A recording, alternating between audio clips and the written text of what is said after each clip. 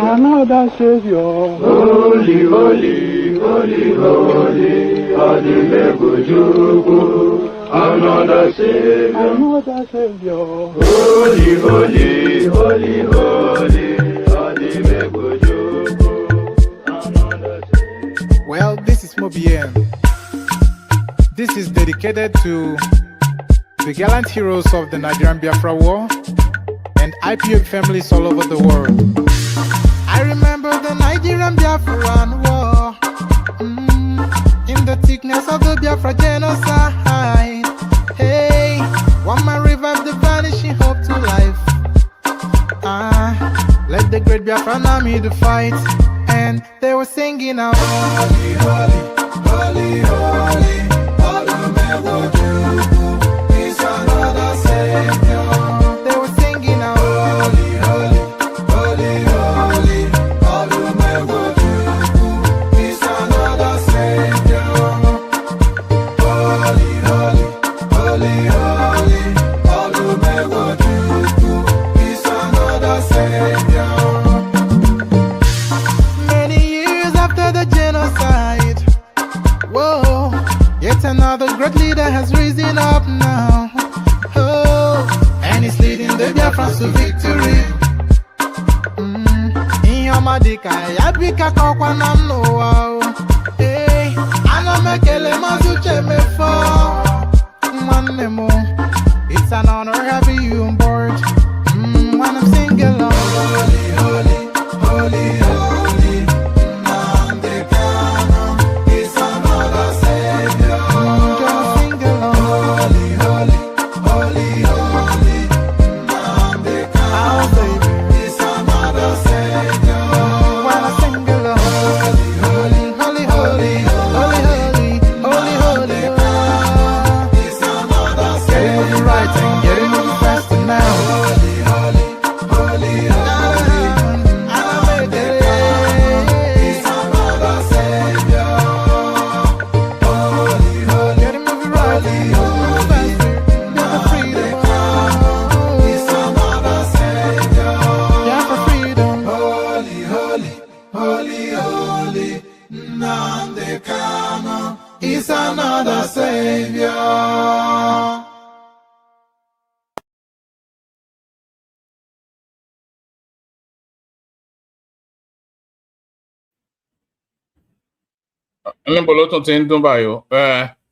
Sorry. Good day to you. Good to be in your company and all that. Hopefully you can hear me okay. Boya holy ni one so abi woli ni one so ko hear me fully. Is it woli as in the white garment preacher, or holy as in some celestial something? Boya holy ni o, boya woli ni o. Olorun nìkan ló mọ̀. Holy or woli, however you are inclined in the direction of what's going on here. So, boya holy ni abi woli ni o. I say ojo holy ni shayo woli le mingbo woli Nnamdi Kanu now Malam Nnamdi Kanu. So all that funk and all that juice. Hello. Anyway, let me not start on that tack. Let me start on this. Good day to you. Good to be your company. Good day to you. Good to be your company. And how are you? I hope you have had a gloriously wonderful day so far, cascading into yet another session. Your friendly neighborhood or your laughing man. That is me. This guy right here. The baldy. You're the baldy under the heart. You know. Yes. So your favorite or your laughing man woman went to Mo. So we go as we always go. We do as we always do. So you go and do as you've been directed to go and do. Click on the like button if you haven't done that already. Click on like. The baldy go. Thank you. Thank you for that. Are you trying to make me feel insecure? Are you? Click on the like button if you haven't done that already. Very, very important that you do that. We're pushing for numbers, and that push for numbers requires your participation. Your participation is clicking on the like button, and if you're not already subscribed, please do that as well. Like and subscribe. Follow the direction. Like, like, dois, subscribe. Uno like, smash the like button. You know, back in the day, all these young and funkies, there was a time I used to watch a lot of all this. Do you remember that era when they were having all those YouTube battles? The Logan brothers, Jake and the Paul brothers, rather, Jake and Logan versus KSI and his crew. Do you remember when they used to do all those diss tracks, Rice Gum and all that? Those days they used to say smash the like button. So smash the like. That's going back a while now. Actually, we've been on. Do you know that YouTube has overtaken terrestrial television in the UK? There are more people now engaging with YouTube than they are the BBC. Can you imagine that? Did you ever imagine that day will come? But that is the data coming out now, and this will be the phenomenon, almost certainly the phenomena, or is it phenomenon? Globally, there are more people interacting with these online platforms than they are terrestrial outputs like BBC, NTA, etc., etc. So there it is. Where the new normal now, where the mainstream, and I see it on one of the seminal positions within the Nigerian mainstream arena. So whether you like it or not, this platform is one of the big ones. So I'm not quite sure how that resonates with whoever it's resonating with. Hopefully it resonates with you in a good way. We've had a lot that has happened on this platform, but we have a lot more to happen, and that's just the nature of it. Good day to you. Good to be, and be part of it then by the like and the subscribe. So that's the persuasion then for you to be part of the inner caucus, and what your entree, your golden ticket, your ticket to ride is your likes and your subscription. So charge up those numbers and smash the like button, and make sure you're subscribed as well. Like and subscribe. So yes, like, subscribe. Click on the hyperlink that says StreamYard if you want to come and join me on the screen. I'll post that link again, so it's immediate to hand. So click on this link right here if you want to come and join me on the screen. So click on that. Share the links as widely as you can. I'm not sure that's sufficient enough. We're not seeing numbers to suggest that sufficient enough people share these links, share this platform. So if you are not in the habit of sharing, make sure don't hoard it. Don't keep the platform to yourself as your own personal dirty little secret. You know, don't treat the platform like a side chick.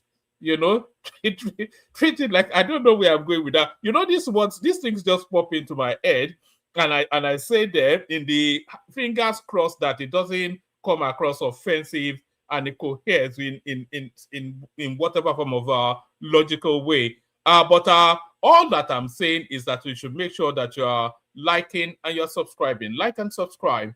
And then if you want to come and join me on the screen, as I said, click on that hyperlink that says StreamYard. It brings you into a studio space. Soon as I finish delivering the body of the talking points, I'll let you onto the screen, engage you in conversation. Nothing complex, nothing complicated. It's as easy as wiping your behind. As easy as wiping. Am I in a funky mood today? I suspect I may be in a funky mood today, you know. It's as easy as wiping your behind. So a lot ever and forever going on within the Nigerian political space. And for all that goes on, you get the news here first, and you get the best analysis here as well. You already know the main protagonists of these platforms. Even the people that are on assignment, like Ogbeni, etc., they're still in the background. They will come forward later. So if you want the best on the button sort of analysis of the going on, because rarely do we ever get it wrong on this platform. Very, very rarely, because it's a dispassionate analysis and an assessment of what is going on. There's no emoting. We don't really care. We care for the betterment of the country. I think I can speak on behalf of the platform when I say that we care for the betterment of the country. And that is why a lot of the analysis is data-led, fact-led, dispassionate, and a true assessment of the state of play. So that's what we do here. You know, it's no BS, no frills. What is what is it? Do they say? But it's a no BS sort of a space. So if you are not interested, if you want an unfiltered, am I coming across? Yes, let me position like that.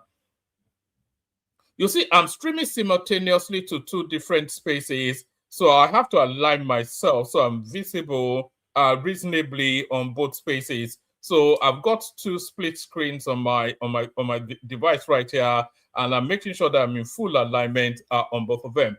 So all that. What was I saying? All that. No spins. Thank you. Thank you for your intellect. I was looking for that exact phrase. It's a no spin zone. You know, no spin. The only thing that spins is the ice in my brandy. So apart from that, no spin. So like, share, subscribe. As I said, click on the hyperlink that says StreamYard if you want to come and join me on the screen. Share the links just as widely as you can. Copy the links and then put it in your WhatsApp groups, your Facebook groups, your Instagram mooching around spaces, all those funky. Even if you go into all these, what's this thing that they do? What's that thing where the girls go naked all the time? I've forgotten that term now. All the celebrities are there naked. Wherever it is you go on social media, just share the links there. What's that term? You must know it now. I'm pretend you must know it. Not on censored platform. There's GoFundMe. It's not GoFundMe. Oh goodness me. OnlyFans, yes.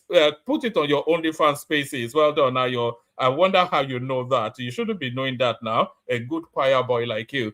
So all those things. So we're going through a whole raft of all sorts. As ever, forever the case, we always go through a whole raft of all sorts. At the centerpiece is this East. It's not so much. Yes, it's East versus West narrative that agitate OnlyFans, Boom Boom Ray. I'm not surprised that you would know it, Boom Boom Ray, but I am surprised that Ayo does know it because Ayo doesn't cut across like that. But so the central focus of this particular stream is focusing on that eternal strife, that eternal tussle.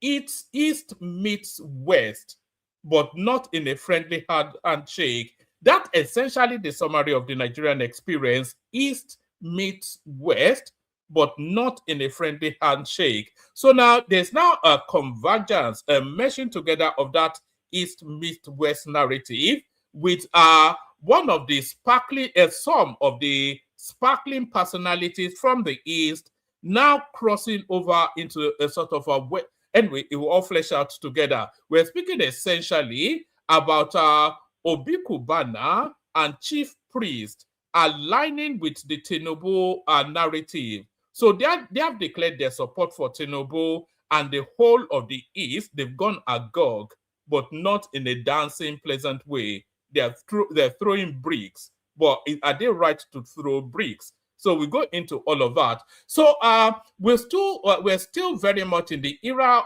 in that space of Remi Tinubu in America, and she said something fairly funky, which seems to be agitating the space somewhat. It says Muslims are more than Christians in Nigeria. Remi Tinubu justifies husband's Muslim ticket. So that is how the headline presents it. But I'm pretty certain that that wasn't how she expressed it, whenever that expression was taken. So we'll be looking at that and all that. So we'll be looking at this one as well. We may discuss this, but certainly this is going to be the headline for tomorrow's session.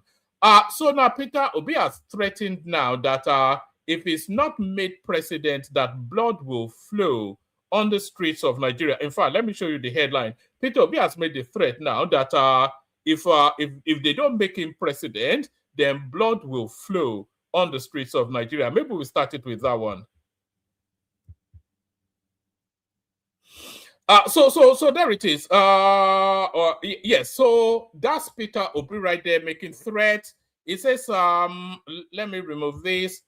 2027, anyone who refuses, 2027, anyone who refuses to count our votes we will count him along. This is Peter Obi. So there is no ambiguity in that headline right there. There is no mystery to it. And this is being put in quotation marks as well. You see this hyphenation there, and you see this other closing of hyphenation also there. And that tells you that these are direct words as he uttered them. 2027, anyone who refuses to count our votes, we will count him along, says your friend, Peter Obi. So that's a direct threat right there that the 2027 elections will be extremely violent. So hopefully the DSS has clipped this particular utterance, and they will keep it in their archives to see how the post-election plays out. 2027, anyone who refuses to count our votes, we will count him along, says Peter Obi. All right. Former governor of Anambra State and 2023 presidential candidate Peter Obi has issued a warning that electoral officials who fail to count votes in the 2027 elections will face consequences. So what are those consequences? Counting them along means only one thing. No, I don't think anybody is too, there's no ambiguity in that.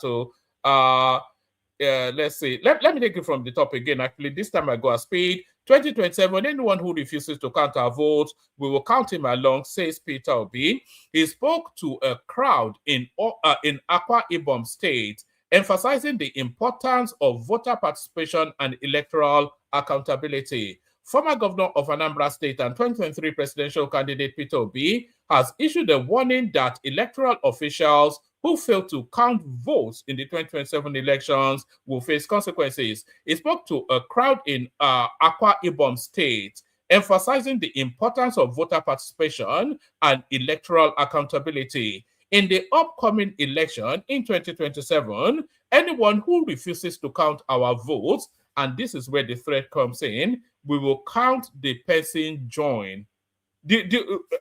What is your interpretation of that? Tell me if I'm being excessive. So that is a threat of electoral violence right there. So if you've ever wondered what a dog whistle is, that's a dog whistle right there. It's inviting its followership to create anarchy and violence if the elections don't go their way. In the upcoming election in 2027, anyone who refuses to count our votes, we will count the person join. Anybody who refused to count our votes in 2027, we will count him. So there it is right there. So there it is right there. The event concluded with calls for citizens and political actors to support credible and peaceful electoral process in 2027.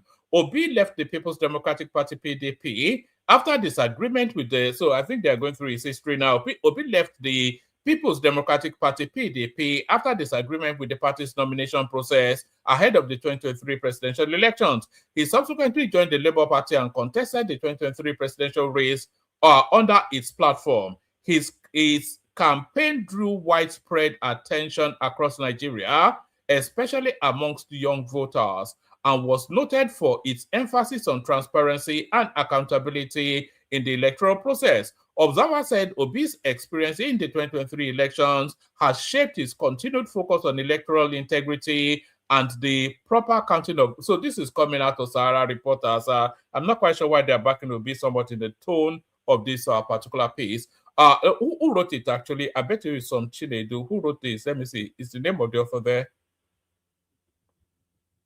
Where's the name of the author? Where's the name of the author?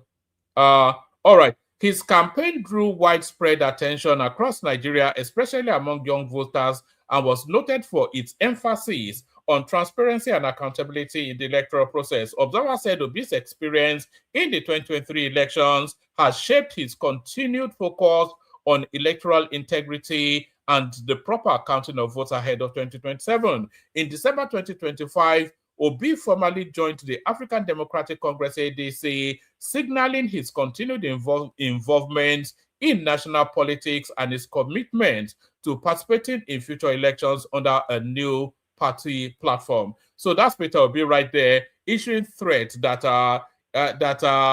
that if he doesn't win the election, he go buy people. That's the only way to read that. There's nothing else to take from that. If you don't count our vote, we go count you join. This is what he said, though. But well, there'll be body bags on the street. Essentially, is what Kweteru is saying. Muslims are more than Christians in Nigeria. This is Remi Tinubu justifies husband's Muslim ticket. So this is, I think these are some of the outtakes from her American tour. And I suspect that the way she inflected that statement is not in relation to this headline at all. Because this is coming out of our People's Gazette, a notoriously lying platform. They tell a lot of lies on People's Gazette.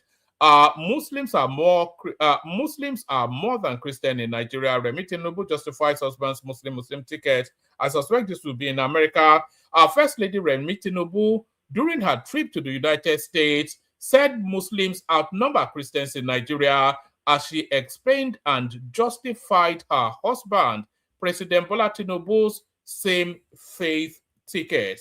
Mrs. Tinubu, a pastor in the Redeemed Christian Church of God, told the Free Press that her husband's Muslim ticket was a political decision. Sorry, I'm not seeing the likes go up. Nobody is super chatting. What's all this? We want to see numbers go up now. We're not seeing let numbers go up. Subscribe, like, do all of the things you need to do. Explaining her husband's decision to contest on a Muslim ticket in the 2023 elections, which attracted much opposition from Christians in Nigeria, Mrs. Tinubu said someone from the southern part of the country cannot pick a Christian running mate but a Muslim. Let's face it, the Muslims are more than us, Mrs. Tinubu said. If a southerner wants to run for president, politics is a game of numbers. You have to pick another Muslim. You can't pick a Christian. So I think this already then answers the question if Tinubu is going to jettison Shetima, because if this is their political calculation, then it leaves no room for the jettisoning of our Shetima. So this essentially holds Shetima steady in that post. Let's face it, Muslims are more than us, Mrs. Tinubu said. If a southerner wants to run for president, politics is a game of numbers. You have to pick another Muslim. You cannot pick a Christian. The First Lady further said that in the presidential villa, she takes care of both the interest of Christians and Muslims. I am a Christian in the presidential villa.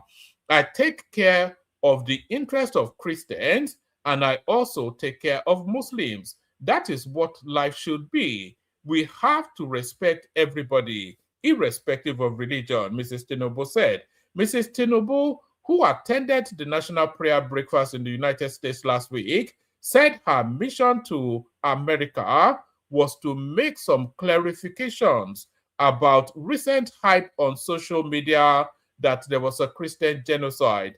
The First Lady said the Christian genocide campaign erupted just after her husband's government navigated the country out of economic turbulence characterized by soaring food prices and a declining naira. In another interview with The Hill during her visit to the United States, Mrs. Tinubu said global concerns about persecution of Christians in the country is based on propaganda. However, she called for more U.S. military. So hold on to this statement, because the North actually they've responded to this, and I'll show you the response of the North in a moment. But hold on to this statement. I'll read it out, and then I'll show you the response of the North. There's a Northerner that's actually come out to rail against this statement. However, she called for more U.S. military strikes targeting terrorists and bandits in the northern region of the country, describing the Christmas Day military strike ordered by President Trump as a blessing to the West African country. So hold on to that statement, because there's been a response. There's been a response to that statement. Let me see, where is it? There's a response to that statement, and I will show it to you momentarily.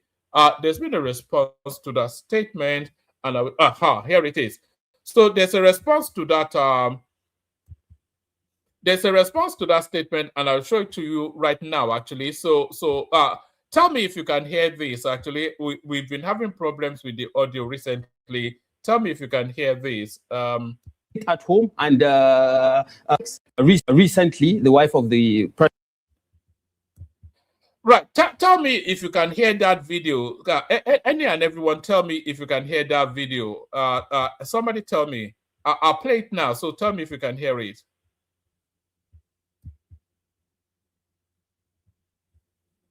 President, the first lady of the country, was in America, and she was calling for more American strikes in the northern. She specifically stated northern part of the country. She didn't call for strikes in the southeastern part of the country that are suffering from the IPOP and sit at home and issues of separation. All right, thank you for letting me know. So now let me now start it from the beginning. So actually, let me take you to this paragraph again, and then I'll outline it. So this is what that guy is responding to. This is Remi Tinubu in America making this comment. So they were talking about she was there defending Nigeria, of course, in the United States. So this is the paragraph that guy is responding to. However, she called for more U.S. strikes targeting terrorists and bandits in the northern region of the country, describing the Christmas Day military strike ordered by President Tinubu as a blessing to the West African nation. So that was what she said in America, and this is how the Northerners are digesting it.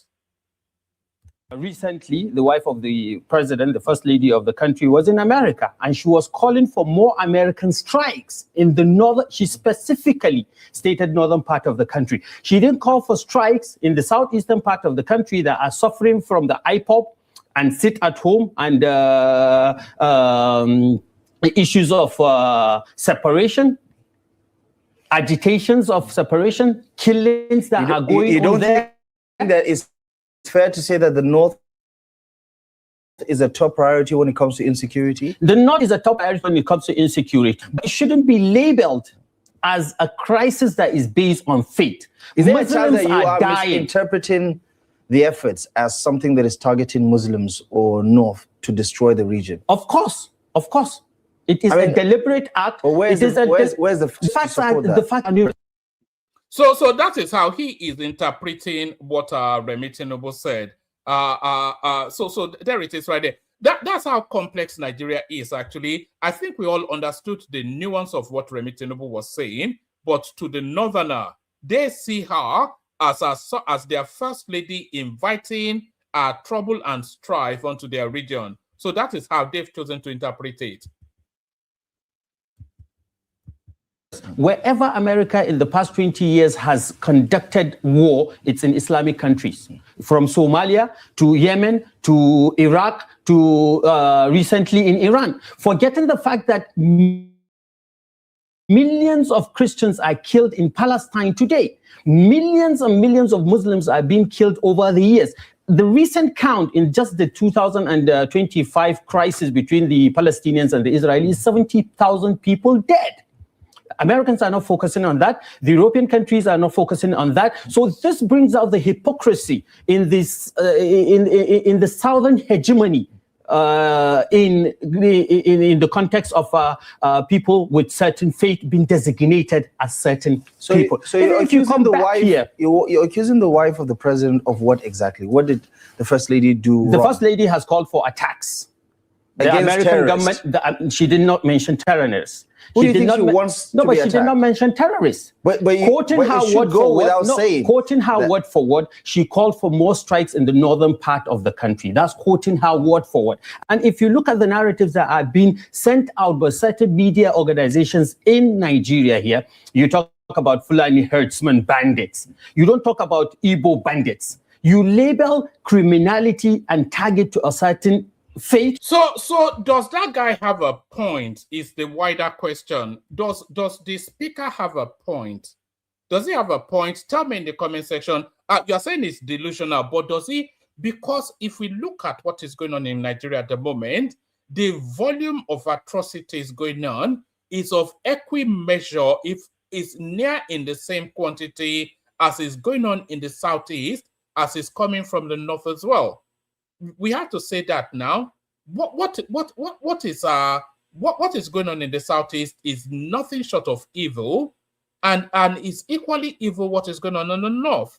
So why is the agitation, why is the global outcry not equal measured to what is going on in the Southeast as well? And this is what this guy is accusing Remi Tinubu of. So tell me if you disagree or not, but broadly, I think he may well have a point.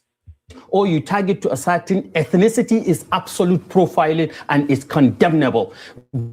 This is what we need to desist from doing. We should call a criminal whatever his background of ethnicity, or his background of geography, where he comes from. A terrorist is a terrorist. A criminal is a criminal. There is no need demonizing so many other people, innocent people. I'm a Fulani man, back and forth. If you say Fulani herdsman bandit, you're including me. There are criminals that I don't associate with. There are criminals that I condemned their acts. But isn't there a chance that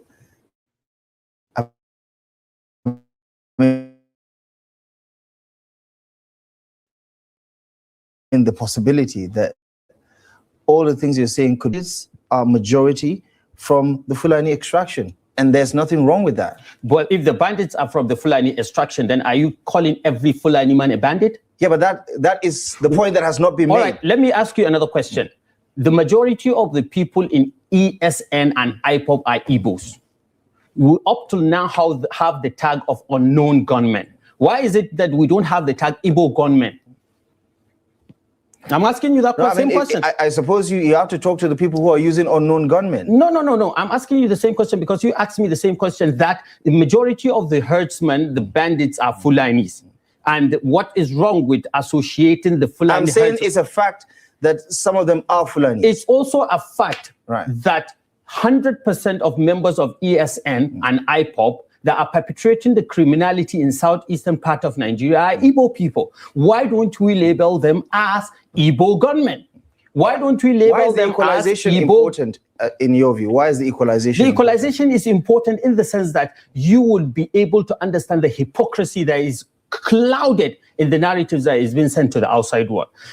Fortunately and unfortunately for the northern part of the country, it lacks the mouthpiece to express itself. Most of the outlets, media outlets that are dishing out news and news agendas for Nigeria, for Nigerians, to the outside world, are people that hardly even understand the northern.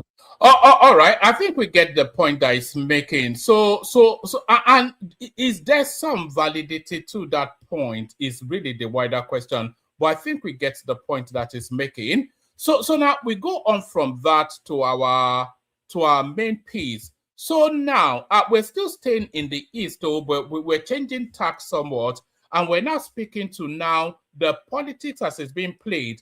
So there is a lot of different types of politics being played in Nigeria at the moment, and the best analogy is to describe that some people are playing chess and some people are playing checkers. Do you understand? So checkers is what we call draft in Nigeria. So in all within the same playing field. So the playing field being the political landscape, some people are playing chess and some people are playing checkers. Whereas Peter Obi is going around all these marketplaces, pricing corn, is it corn or groundnut? Pricing groundnut and trying to still do his man of the people, whatever it is that he imagines he's doing. Some people are actually putting structures in place that wins an election. So those structures in place, they wrap around so many hubs of activities. So the particular hub of activity that is being straddled by the president's son, Seyi, is a movement called City Boy Movement. And within that City Boy movement, this guy is gathering together, is caroling all of the yuppie players, all the young and funkies, and all the social personalities within the Nigerian space. And he has now gone deep into the East. I'm talking about Seyi Tinubu and his City Boy movement. And he has now gone now deep into the East to pick the price peaks of the social spaces in the East to wrap them around the Tinubu re-election movement. So what am I talking about? It's essentially gone and commissioned people like Obi Cubana, Cubana chief priest, etc., etc. So the story starts from here. So let's pick it up from here. You will hear no volume from this one. No, I've muted it because it has background music and I don't want to get copyright struck. But we'll start it off from here. So unmistakably, very recognizable right there. So that's Seyi Tinubu, of course, shaking hands. The person that is shaking hands with is Obi Cubana. I think is this one the one they call Obi Cubana, and you can see that it started off, and then suddenly Obi Cubana is wearing a hat, and that is the city boy hat cap that Seyi Tinubu is using to propel his campaign. So here is Seyi Tinubu right here recruiting the golden fleeces from the Eastern region. So there he is right there. And that's Cubana, chief priest, and all of that. So he's collected his dollars and he's now putting on the Tinubu re-election hat. So the story begins from there. So now let's now fast it forward to get a narration of what is going on. So we pick it up from here. Movement gains momentum as Cubana chief priest unveils 2026 buses. Hello everyone and welcome back to my channel. First, so you can see right there, this is Cubana chief priest. You can see the unmistakable logo right there. That's City Boy. This is not anywhere in Lagos, so this is not anywhere in Ogun State. This is somewhere in the East. So the City Boy campaign, the Tinubu campaign, being in this instance propelled by Cubana chief priest. what is the City Boy movement all about? The City Boy movement is a youth-oriented support group backing President Bola Tinubu's administration and his agenda for the 2027 election. It promotes youth engagement, civic participation, and broad political involvement beyond traditional activism. A lot of money is changing hands in Nigeria. If you have any influence, you should really be in Nigeria now. A lot of money. How much do you think it would take to move somebody like Obi Cubana or Cubana chief priest or E-Money or all of these sort of characters? How much money? We're talking about in the tens of millions of dollars to move this sort of elements, but they have been moved. Pastor Okechukwu, popularly known as Cubana chief priest, has been appointed as the Imo State Director of the City Boy movement, part of its leadership structure, helping organize support ahead of 2027. He has been actively promoting the group activities and defending his involvement despite political criticism. Cubana chief priest and other influential figures like Obi Cubana helped donate brand new buses to City Boy movement. These buses. So there it is right there. That's a good place to spot it. I don't know quite. This one is either this is either Obi Cubana or Cubana chief priest. I can never really distinguish between the two, but they all stand for the same thing. And there he is right there, as blue in the blood, the Southeasterner, as blue and red-blooded Southeasterner can be. So the expectation would have been that they all coalesce behind the Peter Obi narrative in an ethnic push. But these guys, they function in the realms of business and reality. And in both realms, in the realms of business and in the realms of reality, it tells them already what the future politics holds. So they hop onto the moving train already of the Tinubu push, because their calculation is that Tinubu gets reelected and they want to be able to say that they contributed to that. And the contribution, you can see it right there. There is a vehicles purchased by this guy with unmistakable Tinubu image. That's the APC flag right there, and City Boy pasted all over those vehicles. But where are those vehicles? Deep in the Southeast. These are being presented as tools to support outreach and mobilization for Tinubu's re-election efforts. The move has sparked debate online, with people arguing it shows growing influence of wealthy supporters in Nigeria's youth-driven aspirational politics.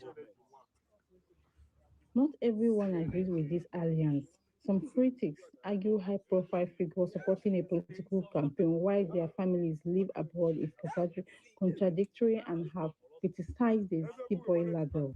That doesn't make any sense. What has high-profile figures with children living abroad got to do with whatever party they support or not?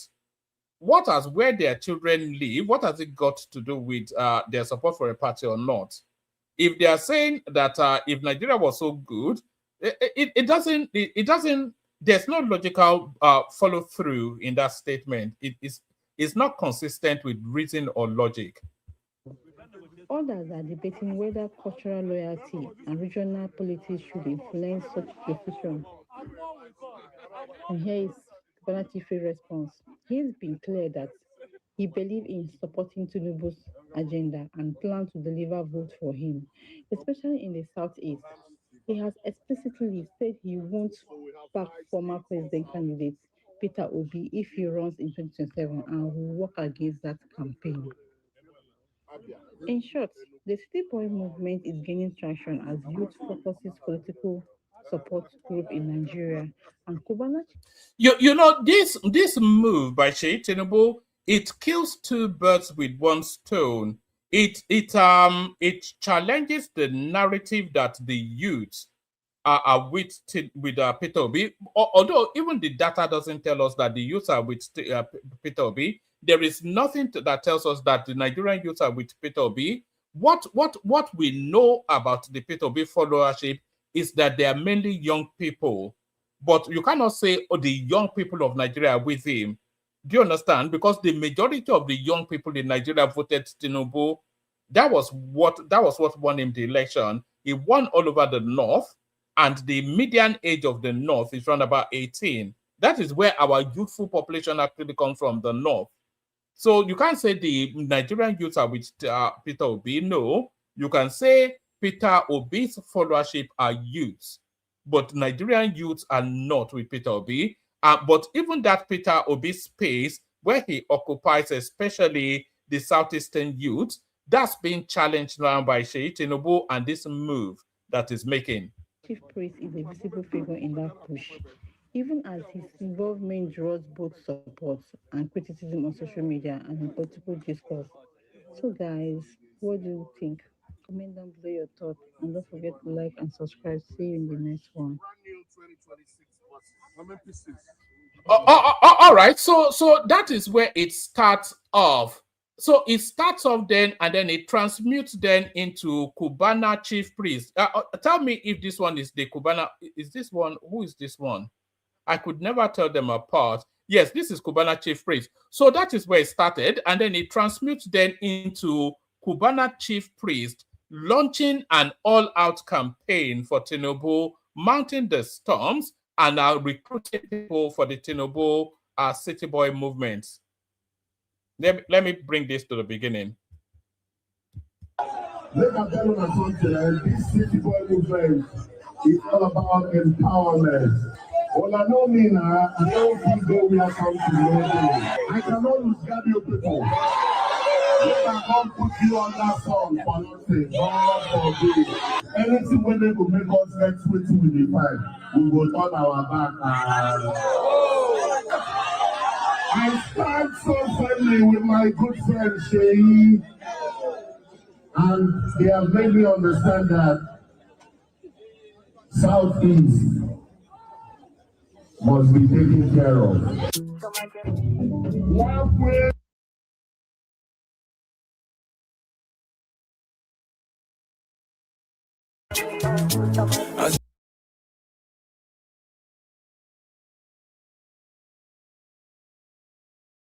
Make they understand say no be politics, so I won't come give you a receipt for that 300 people who I paid last year. And when I come,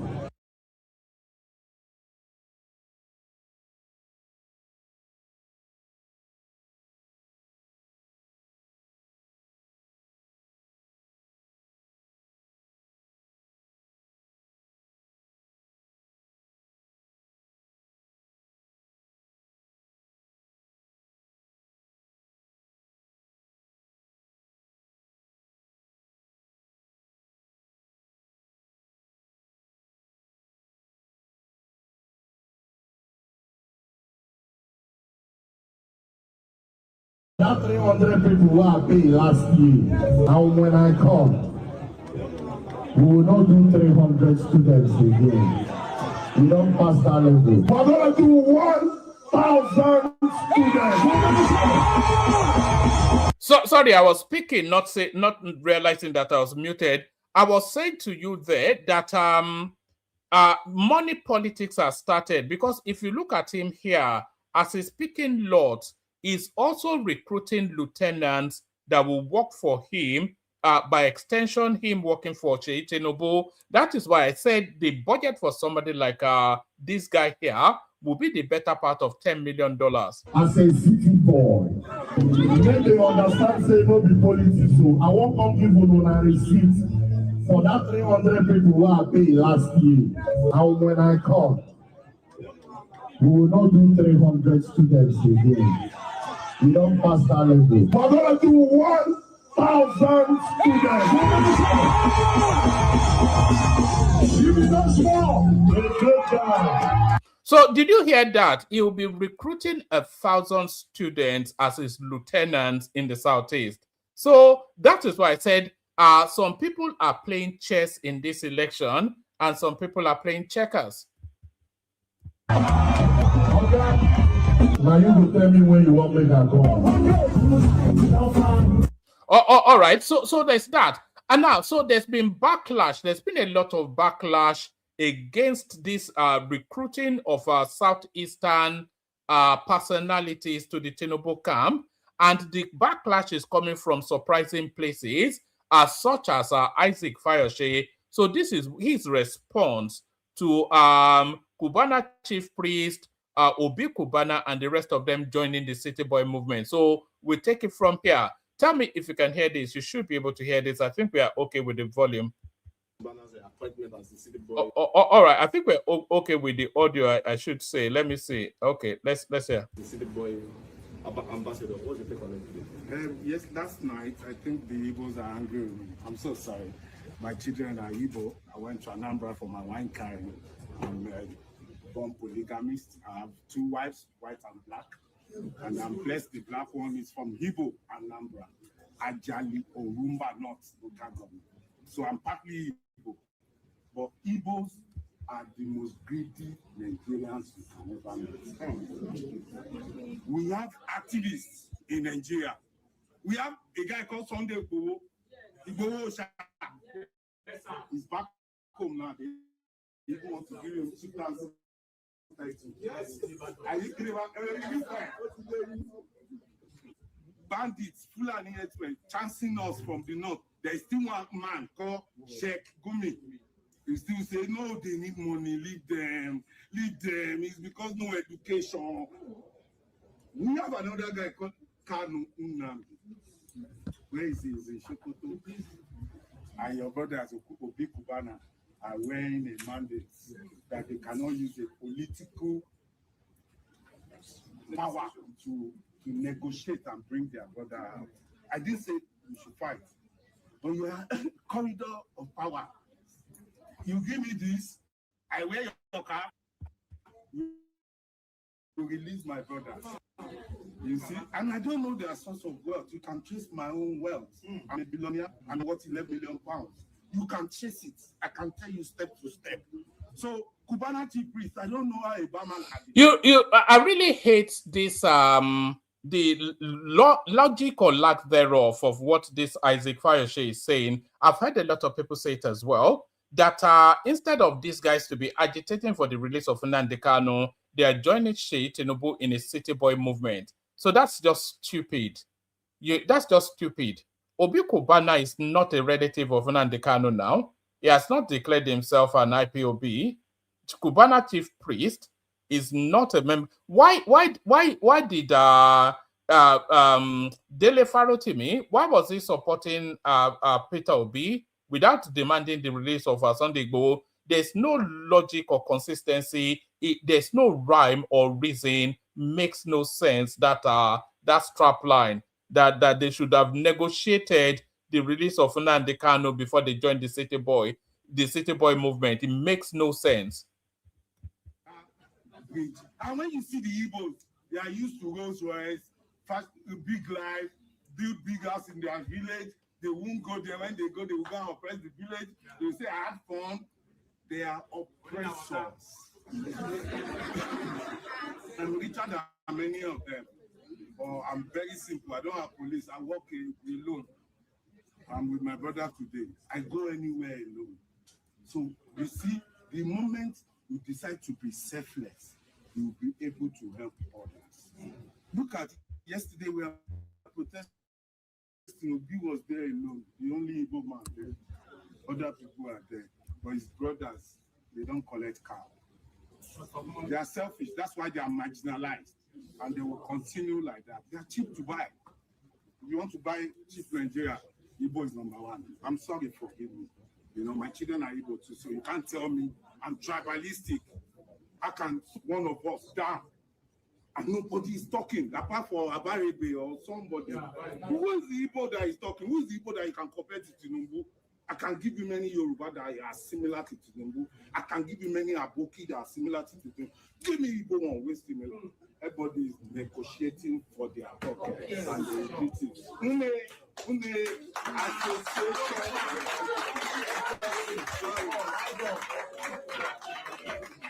Wonderful. Honestly, I never knew. All right, so that's the backlash that those boys joining the city boy movement. That's the backlash that they're getting. But not everybody bites into that backlash. Let me bring you a different perspective, still from the East. The Easterners now, they're getting into the pragmatism of this, of what's going on, and this is what a senior from the Southeast has to say about those boys joining the city boy movement. The people calling out, the people calling out Obi Cubana and Zenko and all these guys. Their parents were rooting for Abacha in the 90s. People forget so easily. We've forgotten about youth earnestly asked for Abacha. If you were here in the 90s, you would know that that's how politics works. You must have support groups from all parts of the country. Our people must stop vilifying people for making a choice about their political stance. A lot of people I know want to join the city boy movement. And what is wrong with it? What is wrong with supporting a sitting president? What is wrong with some people from Southeast rooting to be connected to the center? What has Igbo and Southeast gained by isolating themselves?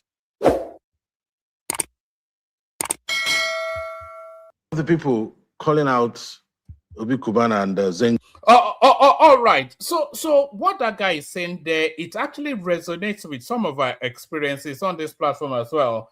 Southeasterners that don't, Zita being a good example, because she doesn't surrender to some parochial tribal narrative. Every other Southeasterner that comes on the platform, they come here to attack her, you know, because she's not hopping on some going to the middle of nowhere tribal narrative. So what that guy said is exactly the case. So let me play you one more clip to that Cubana chief priest etc. narrative, and then we go on to something else. Let me play you one last clip on that space. I'll play you this one. This is the perspective being debated on the TVC Tinubu'S platform. Conceptualized. There's no other female lawmaker that has whistle-blown the way that Senator Natasha has and made serious allegations against a very powerful man. That is what sets her apart from the other women. I'm just giving you some context. Thank you so much. Yeah, sorry, before you go, talking about whistleblowing, I just told you about the whistles that were blown, and they were blown falsely. Thank you so much for your input, Ibrahim.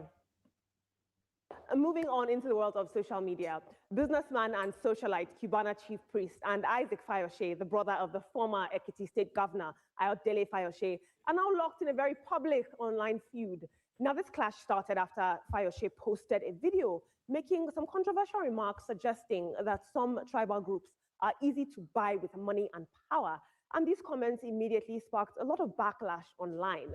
Someone who stepped into the conversation was Cubana chief priest. He fired back and he defended his open association with the City Boy Movement, which is a political support group that's aligned with President Bola Tinubu's political base and his renewed hope messaging. Cubana chief priest argued that his support is business-driven, saying that as an employer of labor, he has to align with policies and leadership that protect his businesses and his staff. Cubana chief priest also challenged Isaac Fayose to a public business debate, questioning the source of his wealth and referencing his brother's years of political office, asking Isaac Fayose, what do you have to show for it? Well, Isaac Fayose has since responded, dismissing the celebrity businessman and questioning the legitimacy of Cubana chief priest's wealth. Here is part of that response. Cubana chief priest, what's your problem? Yeah, we are not on the same league. No, you can't compare day and night. You're a little boy. You just get money overnight, your head won't scatter. They compare with your son. Say, my son, my wife, by the time we had it, okay, go and rest. Let's have a look at what you had to say about this on social media. Now, these might not be politicians, but they are very vocal voices in today's cultural climate. King Dave says, the difference between an owner and a guest is that the owner doesn't need to post the president on Instagram to feel powerful. Isaac Fayose is right. The desperation to show proximity to Aso Rock is exactly what little boy energy looks like. Stick to my tweets. King Banksy says, Isaac Fayose spoke pure truth. There are levels in life, and Cubana chief priest is nowhere near it. Loud lifestyle is not success. Clout is not class. Real power doesn't beg for attention. Day and night can never be compared. And King Dave also says, Isaac Fayose is playing a dangerous game of pedigree politics, and he's winning the optics war by reminding the public that he was hosting today's socialite mentors in his clubs decades ago. He's effectively calling Cubana chief priest a flash in the pan, bragging about your closeness to the president when talking to someone whose brother sat on the Council of State twice. It's peak guest behavior. It's the difference between having a seat at the table and just being allowed to take a selfie with the food. Very interesting dialogue here. And our team, like I said, they're not politicians, but these people have a lot of following and they're influencing social debates. Mr. Shomi, what do you make of this? A former brother to Governor Fayose and Cubana chief priest, essentially saying who is more powerful and having a public pissing contest. Isn't it interesting how the crossover between social media and mainstream media has now is meshed into one now? You know, so before they used to somewhat try to ignore the social media space, now it's the mainstay that's keeping them relevant. I think it's the controversy is absolutely unnecessary. In the first instance, I would have felt more comfortable with Isaac Fayose's comment if he had not made reference to some Igbo people, you know, they can be bought with money, easy to buy with money and stuff like that. You don't, you know, look at people from an ethnic prism. Why not look at them as human beings, whether you're a businessman or not? It's not about your ethnic origin. So on the part of Cubana, I don't think there's any reason to respond to Isaac Fayose to start with. You are a known businessman. Everyone knows you are we know what you do currently. And at the end of the day, what's the point in engaging them? Like Shomi has said, Isaac was speaking facts, but the only problem I didn't like is that he generalized Igbos together, and you cannot do that because even in different ethnics, there are good people, there are bad people, whatsoever, you know, just put in it. So him saying Igbos, you know, they're greedy and all of that, I don't think that that was the right thing to say because we have Igbos that are doing well. But when we talk about, you know, Cubana, chief priest and all of that, these people are businessmen, and that's what we forget to understand. He is a businessman. Whoever he wants to align with that he feels will be best for his business, then he should do it. Everybody is looking for their interest, and that is what, you know, Cubana is doing. So I don't know the basis of the argument. I just wanted Cubana not to reply him because right now is a back and forth. And yesterday I was saying it, you know, what somebody wants, that's what the person wants. You should not put your opinion on somebody. He wants to do this. He's an adult, so be it. I just wonder why everyone is in chaos, everyone fighting one another. You know, at first we started with Natasha Akpoti-Uduaghan, you know, in the, what's it called? All right, so that's the Cubana chief priest, etc. saga. So that's that saga right there. I'll send the link again. If anybody, in fact, the link is already there. So if anybody wants to come in. I'll play the Kegite music. We'll see what happens after that. Yes, let me send the link just one more time for just for the sake of it. So we play the Kegite music and then we see what happens after that. Only water, where is Sima? Water,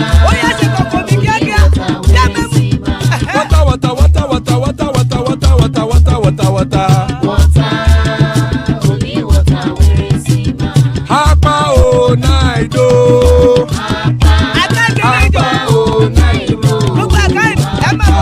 Hapa you don't come o.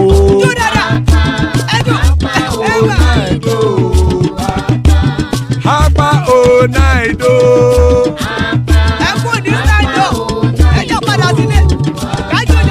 Oro kẹ̀kẹ́ ẹlẹ́mù yé o. Ilé sọ́dí kẹ̀kẹ́ rẹ ẹlẹ́mù rẹ o. Bobby master kẹ̀kẹ́ rẹ ẹlẹ́mù rẹ o. Chifu Faila ti kẹ̀kẹ́ rẹ ẹlẹ́mù rẹ o. Eruku lẹ̀lẹ̀ ẹlẹ́mù dé. Eruku lẹ̀lẹ̀ ẹgbẹ́ ẹlẹ́mù dòdò jàre o. Eruku lẹ̀lẹ̀ Ghana ti dé ẹgbẹ́ bọ́dì o. Ọmọ ẹlẹ́yẹ ẹyẹ o ó dilé o. Odúyẹ̀lá ẹyẹ o ó dilé o. Petrosoname ẹyẹ o ó dilé o. Petrosodunke ẹyẹ rẹ ó dilé o. Ẹlẹ́kọ̀ ọ̀run mú ìní o.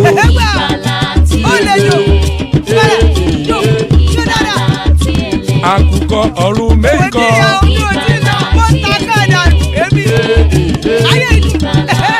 Ikú kò ní ríwà gbéṣe o.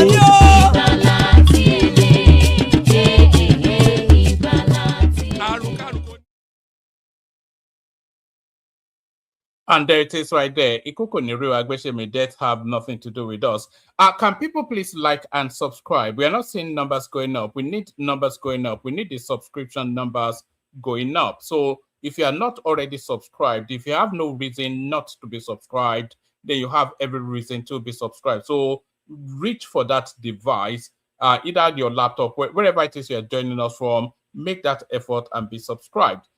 Push our numbers up. Let the subscription go up sharply, suddenly. Every single person listening to us now should be subscribed. So if you're not subscribed, then please subscribe. As you're joined by Baba, as we are joined by Baba and CW. So Baba and CW, so plenty of spaces still. Anybody that wants to hop on. Thank you for joining us, both of you. I'm not quite sure if CW is a lady or a gentleman, but thank you for joining us, nevertheless, both of you. So it's only three of us. So let's start the conversation, kick it off. Let's start it off actually with Baba. So Baba, our floor is yours. So what are you making of this saga? It's been going on under the underbelly. I've been seeing it here and there, but I thought we'll bring it forward today. They have every right to associate politically as they choose, but apparently not. What are you making of this? Are we describing it as a drama, a saga? Yes, woman. Thank you. This CW, is it new on the platform? One man, can you hear me? Yeah. Do you want us to go to CW first? Yeah, let's hear him. Let's give him the courtesy. All right, CW, floor is yours then. To the conversation, your contribution, we're talking about Obi Cubana, our chief priest joining the City Boy group movement, much to the chagrin of their brothers from the Southeast.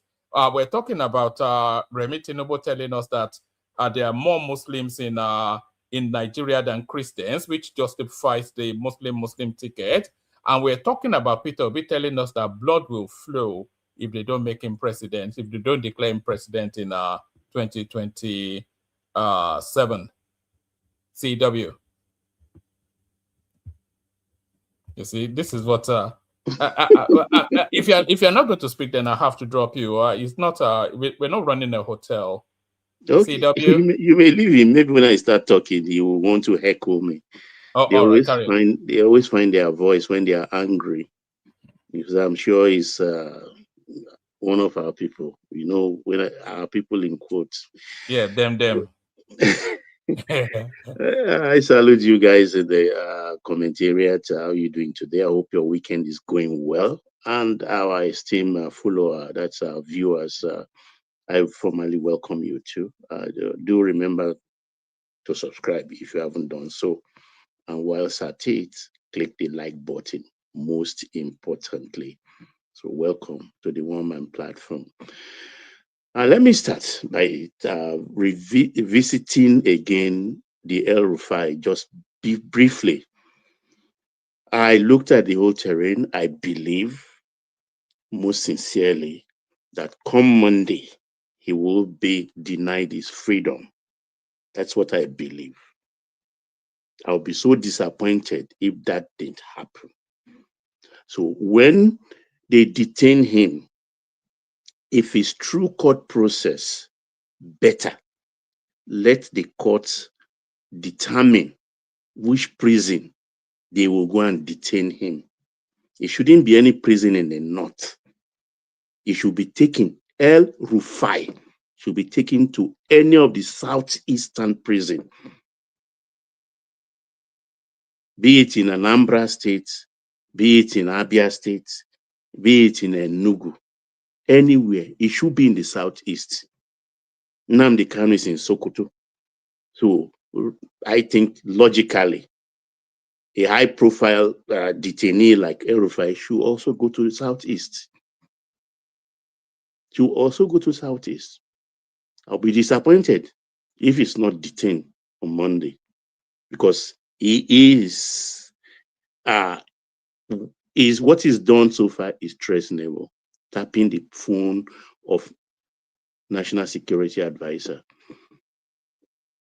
Thank you for that. And for Obi, going to is it Cross River or South Akwa Ibom to threaten the baboon and the destinies, all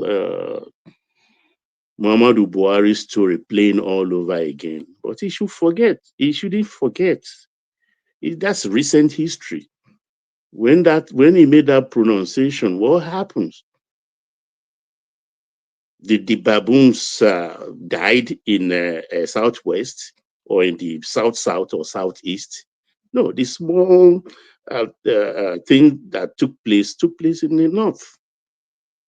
So if he's wishing that kind of thing again on Nigeria, I'm happy. He has discovered his erection. He's having a political erection now. So that's very good. So he's coming out full-throated. They are spitting in his mouth and he's talking. But at the end of the day, he will be the one to answer alone in his own name. Whatever he foments, he should be ready to face the consequences. He should be ready to face his consequences, because pronunciation that causes fear, panic, and pain in a country has consequence. Nobody is bigger than Nigeria. As far as we still remain one, we have laws, it must be followed in total. So coming to this Obi Cubana, Obi Chief Priest, Zenko, and all the rest, I'm happy this is playing out. Really, truly happy. It's showing that some people have intolerance for other people's view.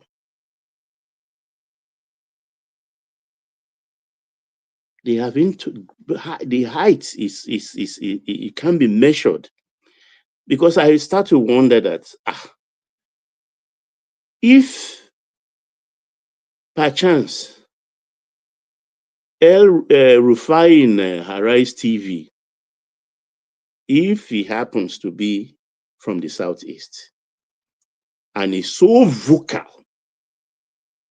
against Obi, I think he will have disappeared.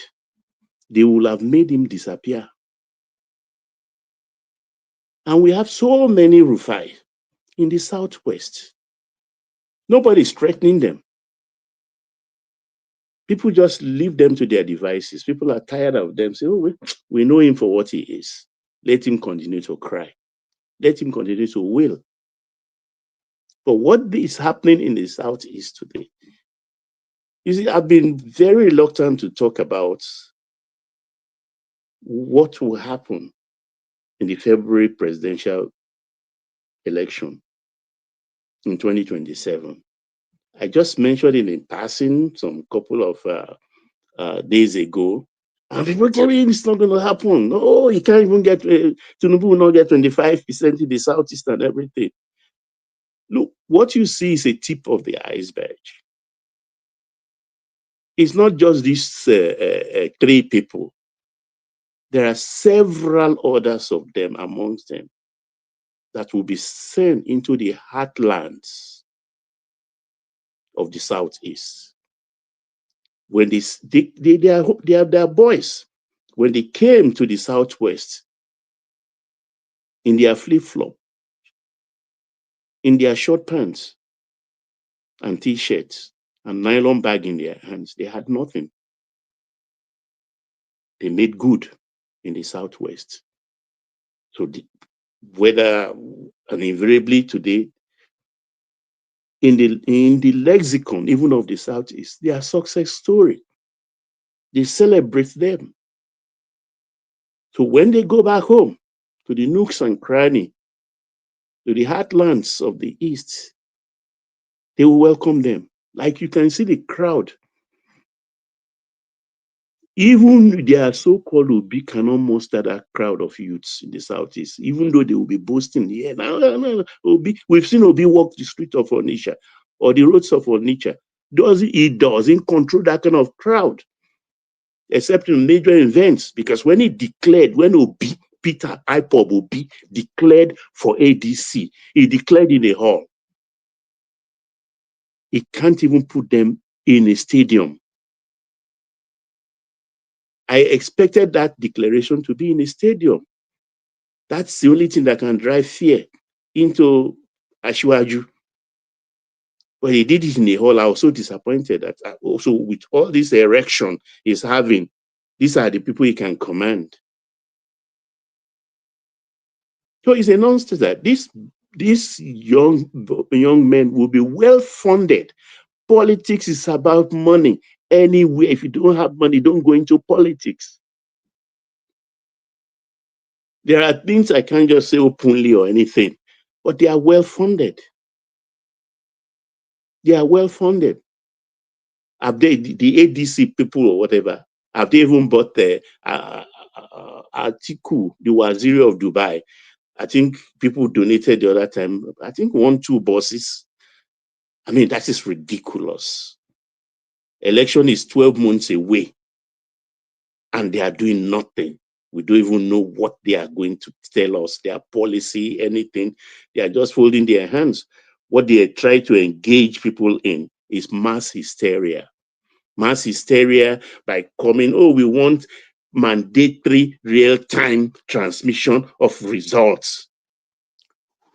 Who does that? In what country? Because they know they are going to lose. Even that is the reason why El-Rufai is going gaga, opening it. It's frustration. These are frustrated people. They've seen the handwriting on the wall.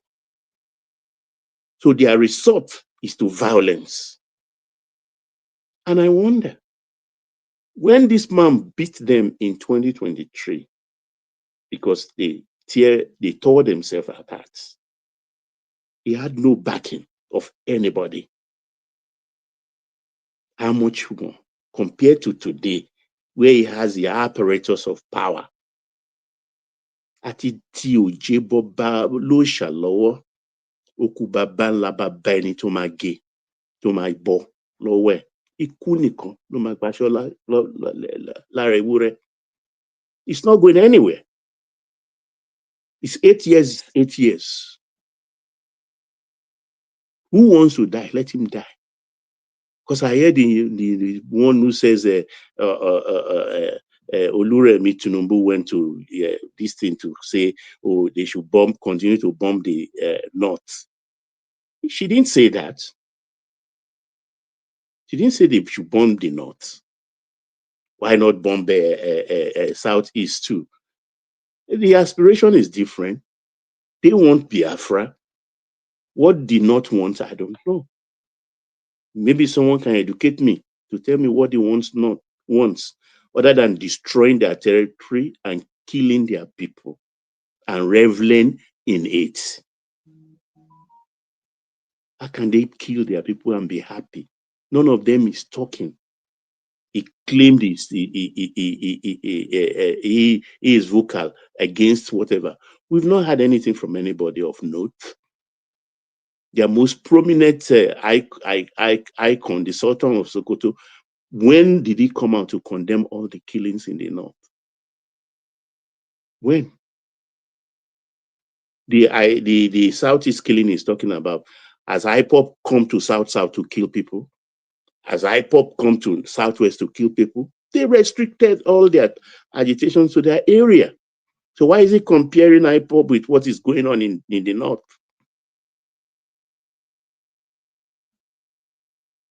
Why is it? So they don't know anything. So they should let these young men be, because they know where their bread is being buttered. They know where. Baba, I'm not sure that I'm that distant from that guy. That what is going on in the Southeast? There is very much parallel to what is coming out of the North.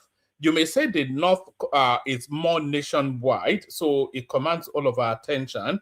But if you look at, in numerical terms, just the amount of people that are hemorrhaging, they are hemorrhaging a lot of people in the Southeast now. And a lot of people just dismiss it as a Southeastern problem. It's a Nigerian problem now.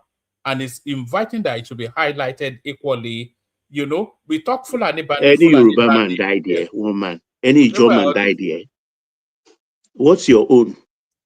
Yeah, Chinedu is a Nigerian too now. You say what? I said Chinedu is a Nigerian too now. He died. Did we touch him? The unknown gunmen. You don't think they should get equal attention as the Fulani bandits? What's happening in a man's house doesn't concern me. I, as a person, it's when it comes across my fence, that is where I will react. If you ask the average Southeasterner, they will tell you nothing is happening there. I admit immediately, oh, thank God nothing is happening. I'll turn my back, go to sleep in my own space. So if they say nothing, as far as they've not encroached, they've not killed an Ijaw man, Urobo man, or a Chekiri man, or a Soko man. They've not killed an Edo person. They've not killed a Yoruba person. So all we are hearing is stories, as far as I'm concerned. They've not crossed their boundary. It's within their own space. But somebody will come and join hands with their brothers from this hell Sahel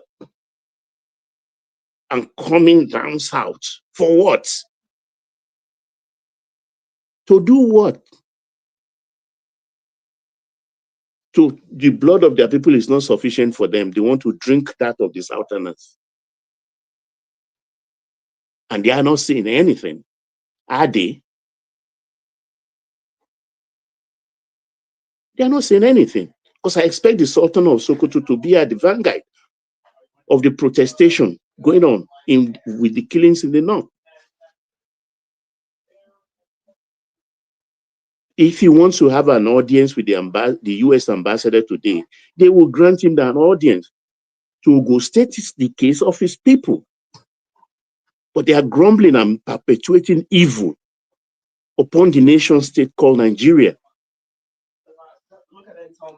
Threatening brimstone. They want somebody out. Because Buhari, for that 8 years, allowed this nonsense to fester.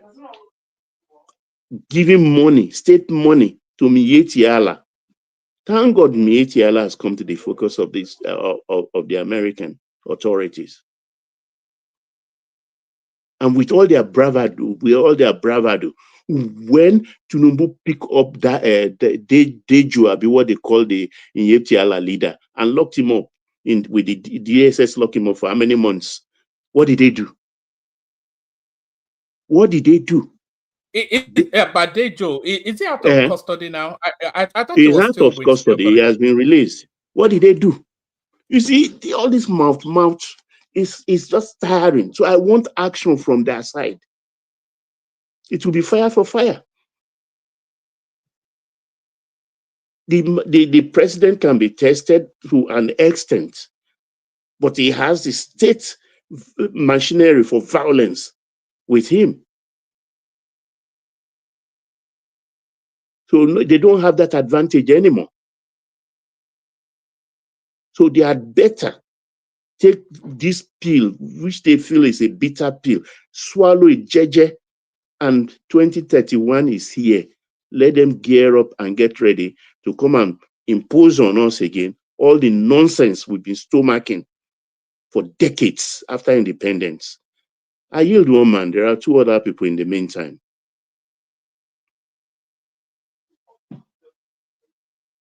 World Peace, are you there? Zita, are you there? Can anyone hear me? Can anyone? You go ahead. Go ahead, please. Honestly, I don't know what you people are talking about. Well, the thing is, Obi went to Akwa Ibom or Cross River to say that, let me see if I can quote him correctly. If people refuse to count his votes, they will count the people join the votes or whatever. So he's invariably threatening baboon, the blood of baboon and things on the street, just in the mold of Buhari in the early part of this I don't century. understand. Please repeat it again. He said if they refuse to count his votes, the people who refuse to count his votes will be counted with the votes. So that means those people will be eliminated. Is that what that means? Of course. Maybe I'm not quoting it correctly. If one man is listening, I think he will quote it as the way he framed it. It wasn't Sahara Reporters. Yeah, let me give it to you, Zeta. So you get the full texture of it. It says anyone who refuses to count our votes will be we will count him along. This is what Peter Obi said. Let me quickly rush through it. It says former governor of Anambra State and 2023 presidential candidate Peter Obi has issued a warning that electoral officials who fail to count votes in the 2027 elections will face consequences. He spoke to a crowd in Akwa Ibom, emphasizing the importance of voter participation and electoral accountability. In the upcoming election in 2027, anybody who refuses to count our votes, we will count the person join. Anybody who refuses to count our votes in 2027, we will count him. The event concluded with calls for citizens and political actors to support a credible and peaceful electoral process in 2027. So that was what he said, and unmistakably are saying that they are going to, if the electoral officials refuse to count their votes, they will count that electoral official join. So I don't think there's too much ambiguity in what's being said there. I didn't understand it this way. Now that you read out what he said, I thought he said we will count the people, because somebody drew my attention to it earlier today. He said we will count the people. I was thinking it's a head count. You see, one man, we have a problem in the world. We actually do have a very big problem. And I will keep saying it because the media is doing a fantastic job in destroying the world. When I mean media, including this one we are in now. For some reason, The technology has amplified the propaganda and the lies going on in the world. The person that told me this thing, I don't listen to Obi anyway. You know me. But it wouldn't be somebody who would be saying something I will stand and worship said it. The person that told me this thing was one of his supporters, and he made it in a way that if they don't count the vote, they will count the people. Like they should do a head count. Like when you go to the polling unit, you count the number of, you know how they did election in those days, head count. That's the way the person presented it to me. And I asked the person a simple question: how are you people gonna do the head count? Because it's not only your party members will be standing on the line. So how would you know who is voting for you that you are going to do the head count? And the person couldn't explain that to me. One man, you see, I said here that I don't know why. Zita, what it's talking about is nothing to do with the head count. That's I what think the way the person it's quite presented clear. it to me now. It's quite. I don't think. I mean, you don't even have to be clever. It's quite clear, and it's a dog whistle as well, because a lot of people that are not sophisticated enough to know that he was just trying to threaten the space, or they might literally carry out what he was whistling to them. That's the thing now. That's the danger he runs when he makes this sort of unguarded utterances. It's good they are putting us on notice now. You see, woman, a lot is going on in Nigeria. A lot. You know, people do things and walk away from it. A little word of caution will not even be given to them, let alone consequences or punishment for what they did. But some people will do something. It will be so loud, it will be so contempt. In fact, if care is not taken, it will take their head. Nnamdi Kanu, I said it here. I keep saying it. I don't know why he's still alive.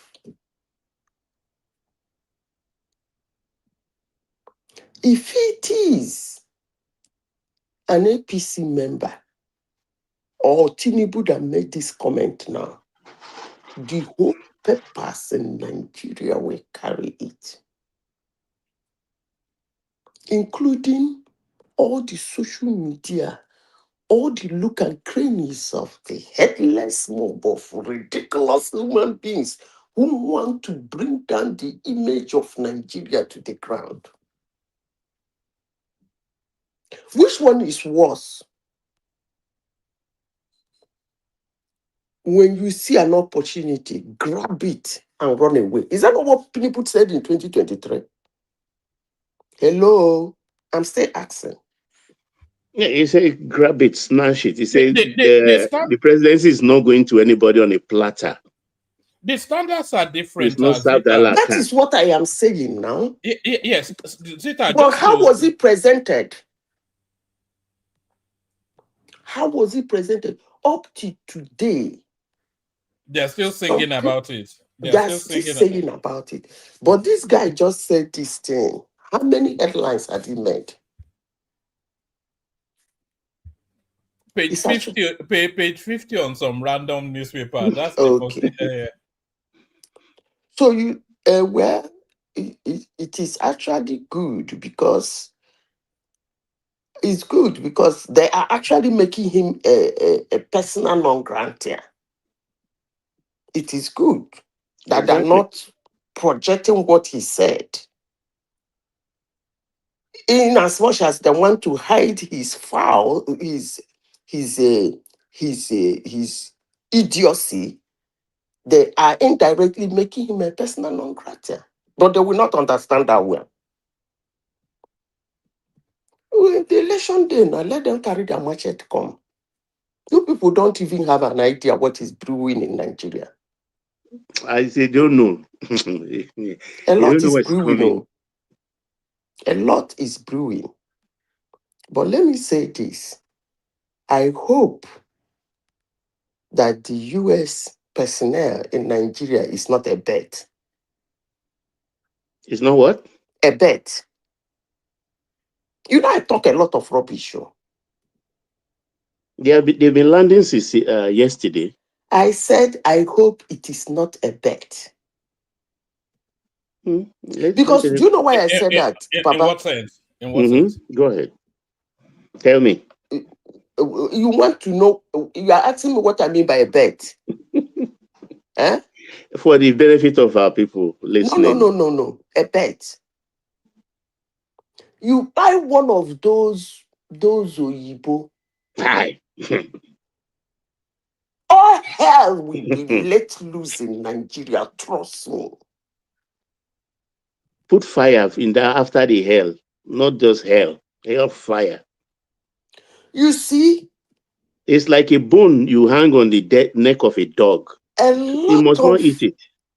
One man, a lot of bullshit is being said on planet Earth today through the media. And the unfortunate aspect of it is that some people are listening. And when they listen, they come out. They run with it. Today, if you open the YouTube, some of the people saying those things actually are AI image of those people. And they've perfected it. How many people in the world know that it's AI? And do you know why they're doing it? Because there is no law on AI yet. They use people's AI image, put in their YouTube channel, and tell you, listen to what he said. And they will show you the video of the person saying that thing. And people will believe it. You see, one man, why did I say it's a bet? The media, for some reason, either they are being paid, I'm sure, that we're paid, that we're lobbied, more especially by China, Russia, and other countries in the world that actually think and believe they can fight the United States. They can fight them physically, obviously. Economically, very hard. But with the help of media, what they do is to diminish the sophistication of the United States in every angle, in every way, in economy, in the military, in everything. They use the media to diminish them. But the only thing I tell anybody is to your detriment, if you listen.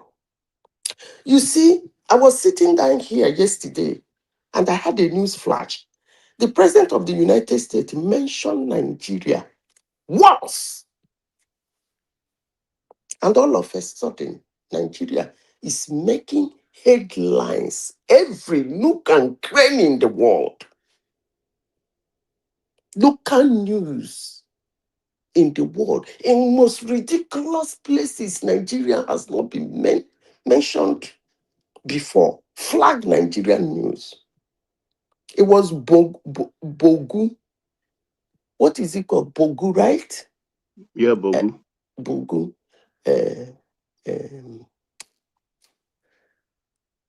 Jagbadan of Bogu, right? That's who he is, right? Yeah. There was an attack on Bogu Bogu is in yesterday. Niger State. Bogu is in Niger State. There was an attack in Bogu yesterday. Yeah. One man was saying it's every week. I say it's every three days now. If you see the way they were showing it, it's not an AI image. People actually in Nigeria are making those videos and selling it to the media.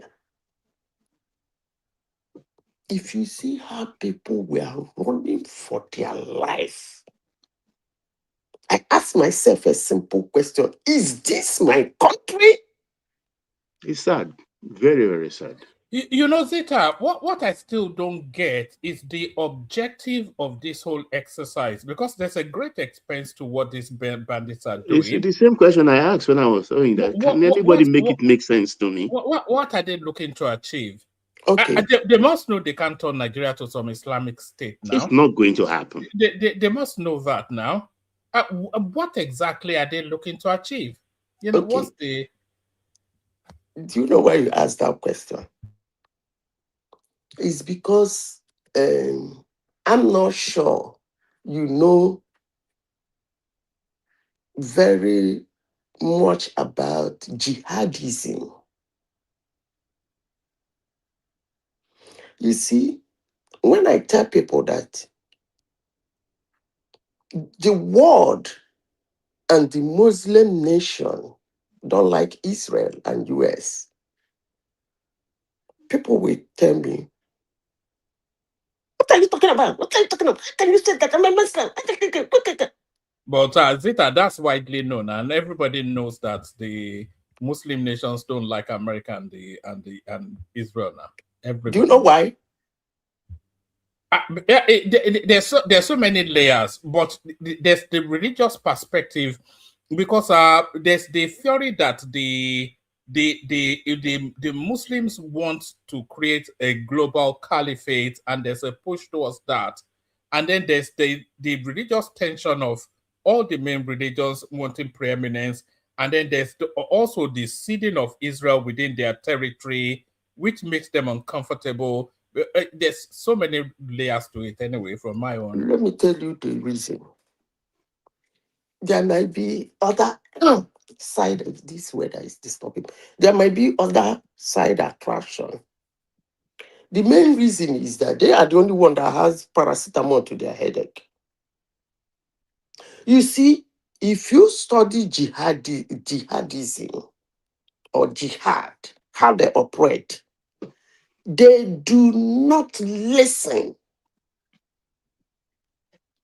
They believe they can get what they want. They are very violent. They see nobody else as a human, and even the ones that are with them, if they try to show any sign of not being like them, they too are no longer humans. So when you are not a human in their eyes, it is very easy for them to buy you. And they are so forceful that they believe nothing can stop them. When I mean they are extremely violent,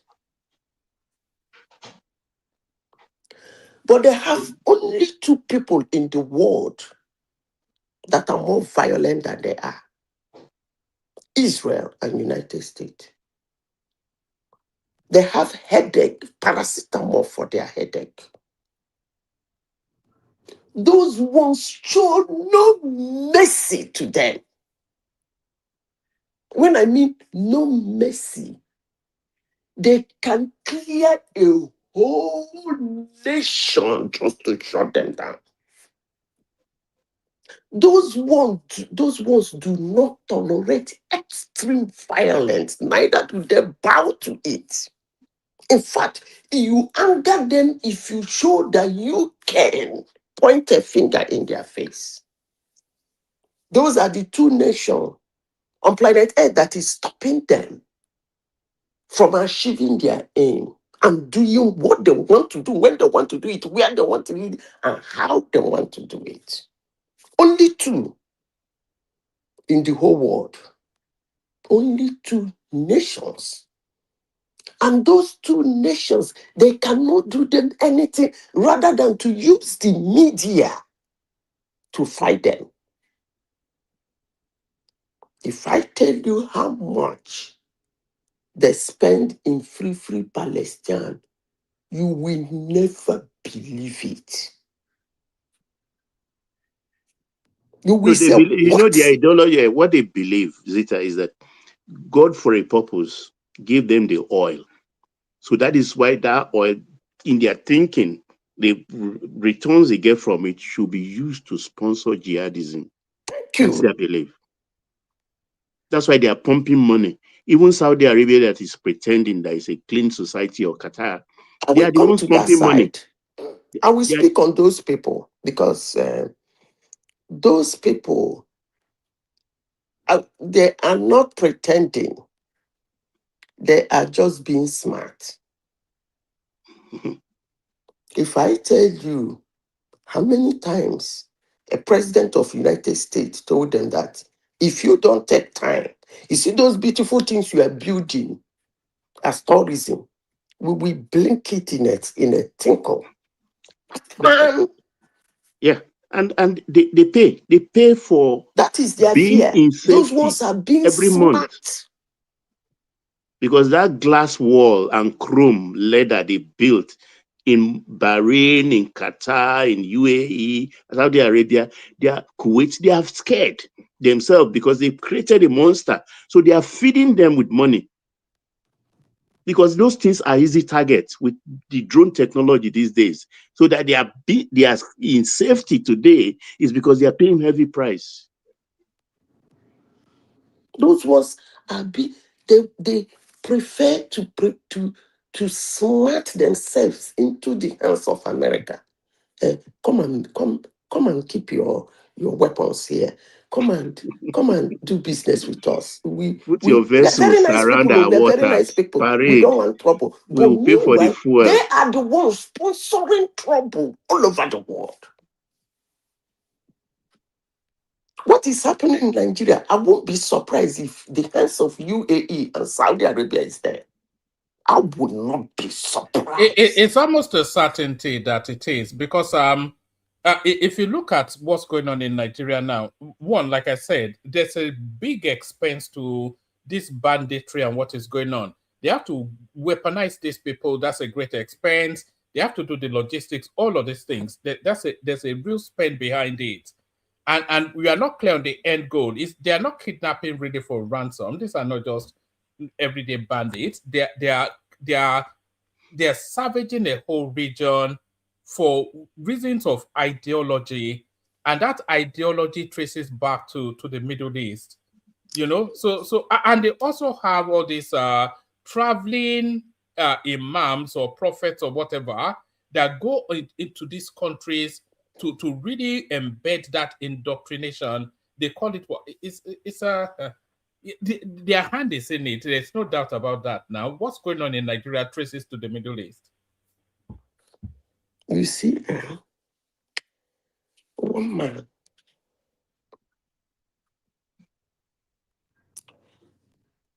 it will take somebody who is what Igbo man called Azwanoka to handle Nigeria. And I believe I still have this little thing in me. I made a comment here as I started this speech. I said, jihadism, even if you are with them, what I mean by you are with them, like you are a Muslim, but you don't actually believe in what they are doing, you are in trouble too. Oh, you are Because not safe. Tinubu is a Muslim. Shetima is a Muslim. This should be a time in Nigeria that Muslims should go about their normal business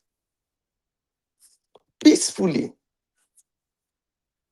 Even expand by having little mosques in villages in Nigeria. Go to their mosque, worship, and go home. If there is any time they would have achieved that in Nigeria, is this period. But hell no. Why? Because Tinubu is not a jihadist. As long as they are concerned, he's not a Muslim. So you see, I still believe that if Tinubu have a second term, he might be vicious in his second time in handling this insecurity. Because it takes somebody who will do something very unexpected and very decisive about this recklessness going on in Nigeria. I don't think Tinubu will be able to do that. Why not? I think the problem is bigger than the Nigerian presidency. No, I don't think so. No. I think they will allow him take minor victories, but if he wants to take an overwhelming victory, they will buy him. You see, do you remember they even tried to buy him even before he was sworn in? One man, you remember? Do you remember what caused the war in Rwanda? Is the killing of the president of Burundi. Let them try it. Wait, one man. I didn't say fighting them. That's not what I said. I said something unexpected. Do you know that? Sorry, Zita. Do you know that the source of this extreme fundamentalism that we're seeing coming out of the north? Do you know that a lot of it is embedded in some of their most respected royal houses, from Kano to Sokoto and all over? Of course, I've said it several times here. Yes, so even to the extent of Emir of Ilorin is complicit. Of course it's complicit now. It's from the Sokoto stock now. So how do you move against those spaces? You would unleash an inferno that will consume you and everything in between. It's local government chairman that's in charge of them. Who gave them certificate? Who put the lawani on their head? You don't know what is government to. You don't know what is government. You don't know what is government. If you know what is government, you that is causing this go slow. You see. All right. Let me ask you this question. If there were credible reasons to effect it, can Tinubu effect the arrest of the Sultan of Sokoto? Why not? Why not? You must be joking. Let me tell you. Oh, recently the state governor didn't they try it? I think they suspend him or restrict him to the palace. Something happened. Name is on the table. El-Rufai's name is on the table. Let me tell you this, woman. As I said before, there is only 2 countries that in the world today that is protecting this planet Earth against them. Only 2 out of 100 and something, 200 and something countries in the world. It is only 2 that is protecting them. Now, let me tell you something. You see, these 2 countries have an antecedent. Their antecedent is doing that thing that every other person in the world believes. If you try it, the sky will come down. If you try it, the whole world will come against you. They're going to try it anyway. And the sky will not fall.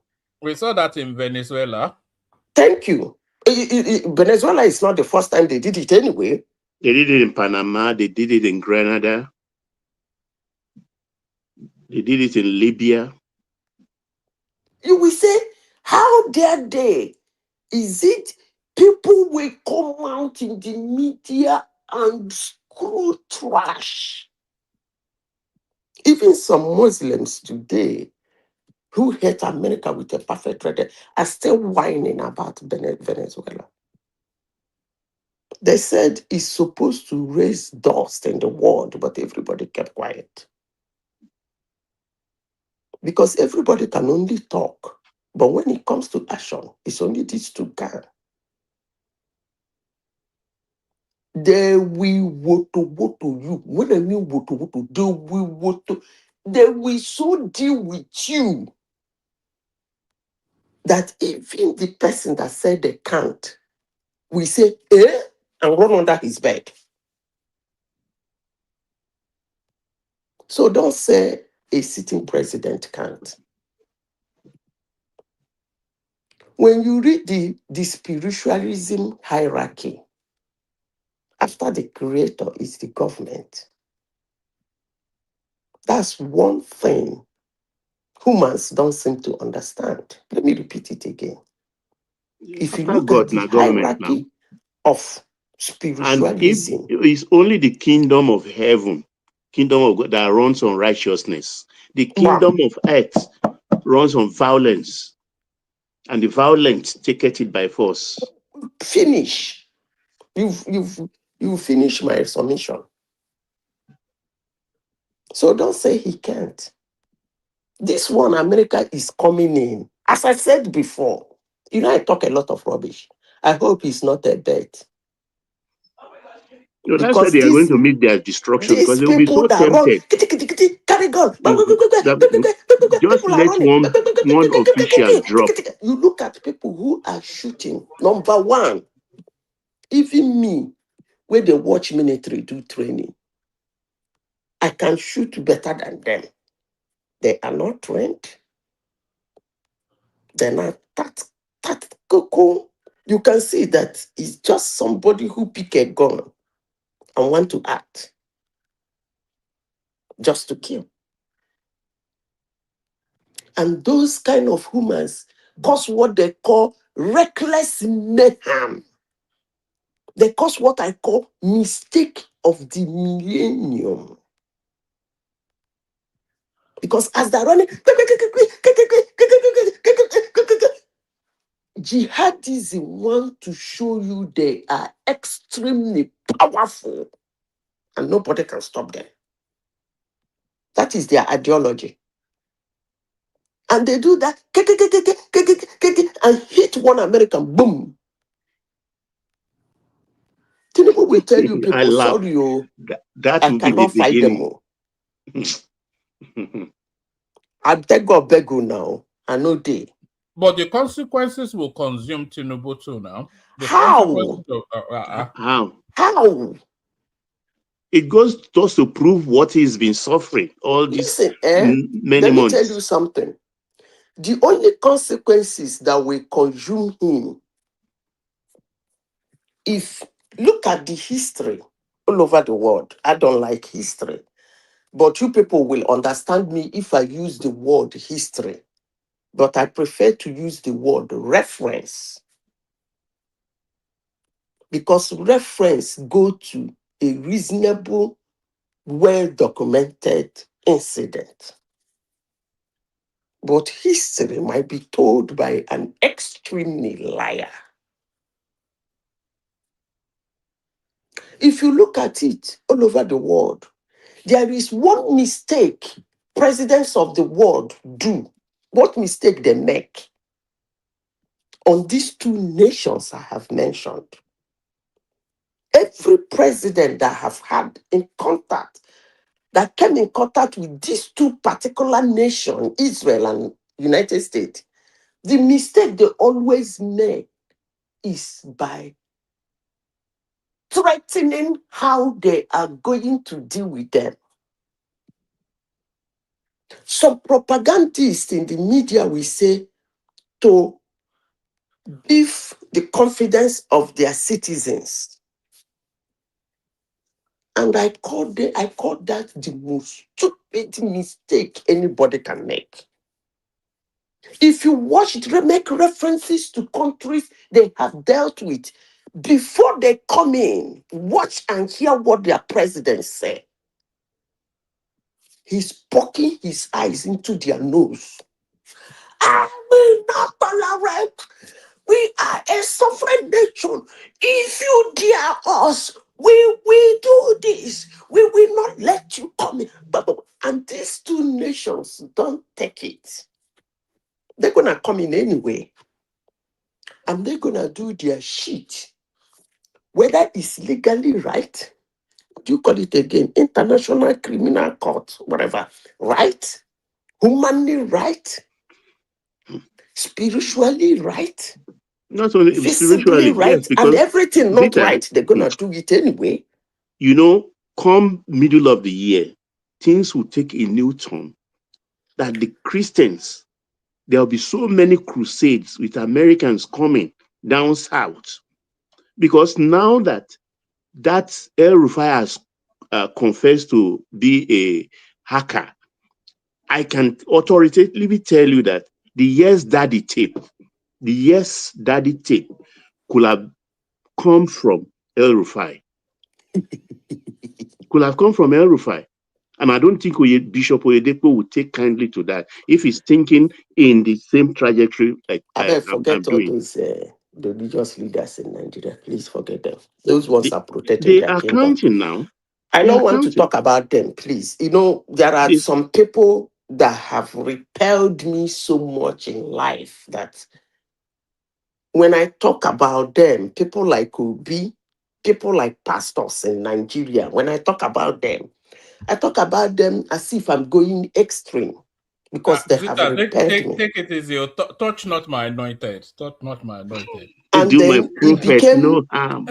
it I do became my prophet a so hard. situation where people see me as a devil, as a witch, as an occultist. That is not where I want to That's a go new now. one. Let me remove the pastoral and the political aspect of the shenanigan. Let me first what I'm talking about. You see,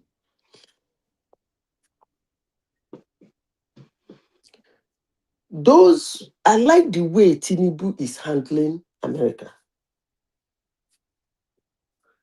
He's doing something different from what other nations.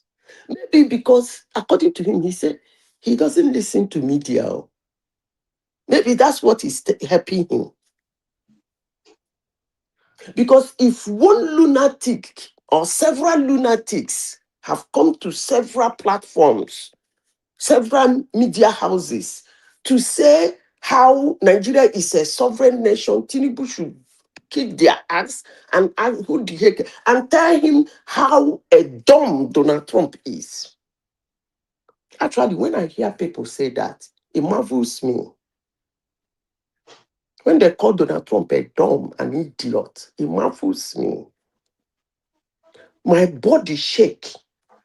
You know why? You know, Zita, just on that line, it marvels me as well when they say Buhari is dumb.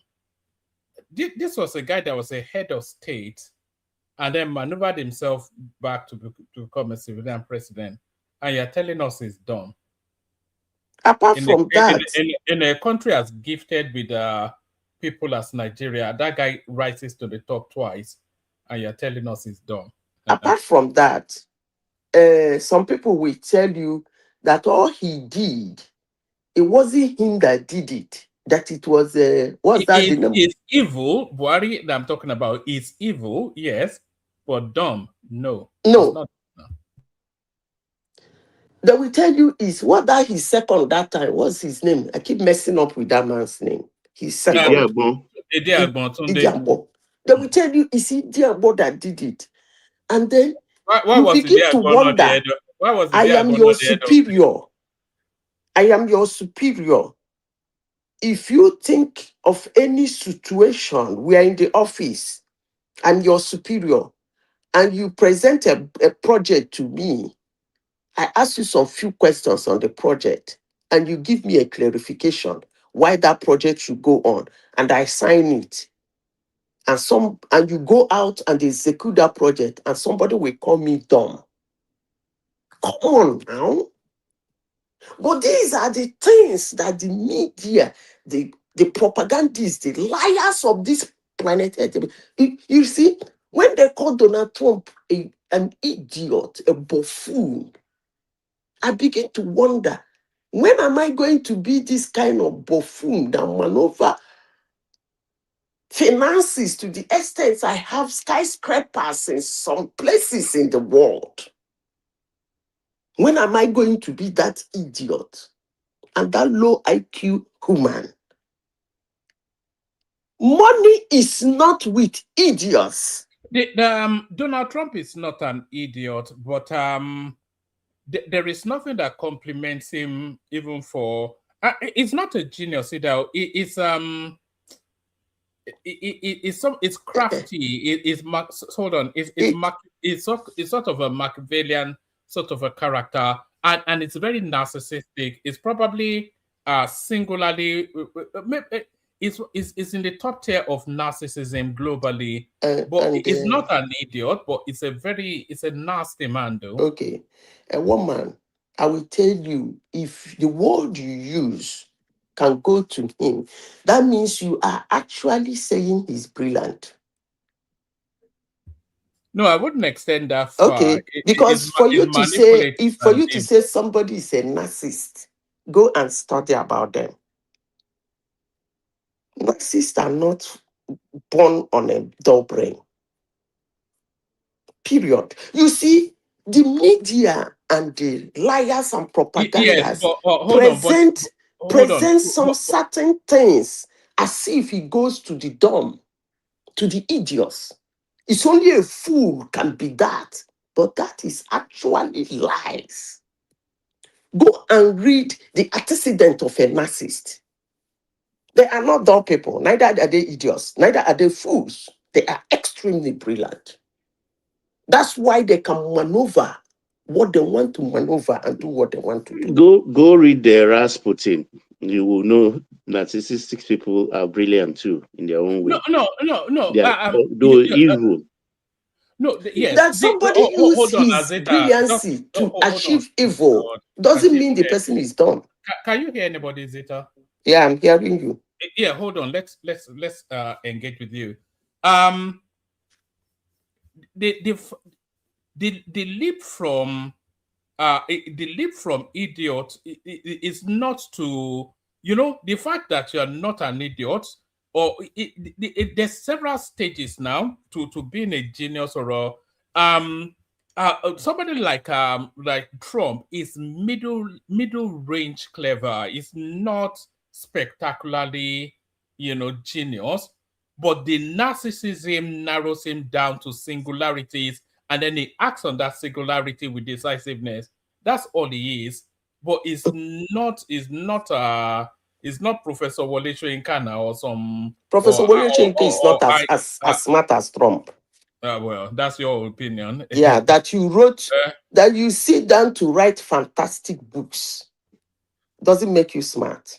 All right. You see, one man, look at it. I don't even understand what you mean by Professor Wole Soyinka. Look at it from this perspective. What do you call brilliancy, if I may ask? What do you call being smart? When a man doesn't overthink his decision and he actions that decision, I think that can be attributed to brilliance. No, that's narcissism. Okay, no problem. Let me continue with what I'm saying. No, hold on, Zeta. Let's engage with that spot for a moment. That's narcissism, Baba. Because go ahead. Sorry. Because there's no pause for reflection. If there's no pause for reflection, then you may get that decision right. And by the way, most decisions, if you bullhorn them all the way through, they end up being right now. Because there's no real. No, repeat that again, please. I said most decisions, if you bullhorn them through, they end up being right, but they might not at the initial thinking stage be the right decision. It's that singularity of purpose, isn't it, that the voids of pause for reflection that really, that's the trait of somebody like Donald Trump. It's not especially clever, which is not to say he's an idiot. I wouldn't know. He can't be the president of America twice and be an idiot now. But exactly. It's not genius clever. It's not. Nobody is genius. I don't know where you got that word. Nobody is genius. You can be genius in a particular area in life where you soar high. In another particular area, you might be a buffoon. So the word genius is not relative. Overall. No. You are genius in a particular thing. You must be genius in a particular thing. Yeah, so that makes Trump a genius then. I mean, in the past. What is he a So genius if at? Hold on. What is he a genius at, Prince? Well, when it comes to Is he a genius at being grabbing people being by an the outsider, when it comes to American politics, that man is, he puts everybody to shame in the past century, I would say. That guy, when it comes to past politics decade, and the yes. ability to read, he has a special talent. If you want to call him a genius or not, that is fine. But to me, and I've said many times, actually, not because of today, that Trump is a genius. No, he has the knack, the ability, to what is the word? The guy is good. He's good at what he does. Because he's not writing books and speak the way you guys want him to speak, and you think he's a nobody or he's not smart. I beg to differ, because guess what? One man, the people he goes after, this rapper Nas says to be the best, you challenge the best, and the blessing is spiritual. But guess what? Trump is not going after like big people. When he ran the first time, he went after people like Ted Cruz, the #1 debater, went to Harvard, smart, this and that. He defeated Ted Cruz. Then you bring out the governors like Jeb Bush. He went through the best of the best, including Hillary Clinton. And these people, they played politics for years. They're supposed to be smart and geniuses. He defeated them all. Now you tell me Trump is not a genius. Come on now. Since one man, since you want to, you see, that's why I said that the media is doing a fantastic job. They're doing a fantastic job, because Trump is one man in the United States democracy that handled it differently. That way he handled it is affecting his party.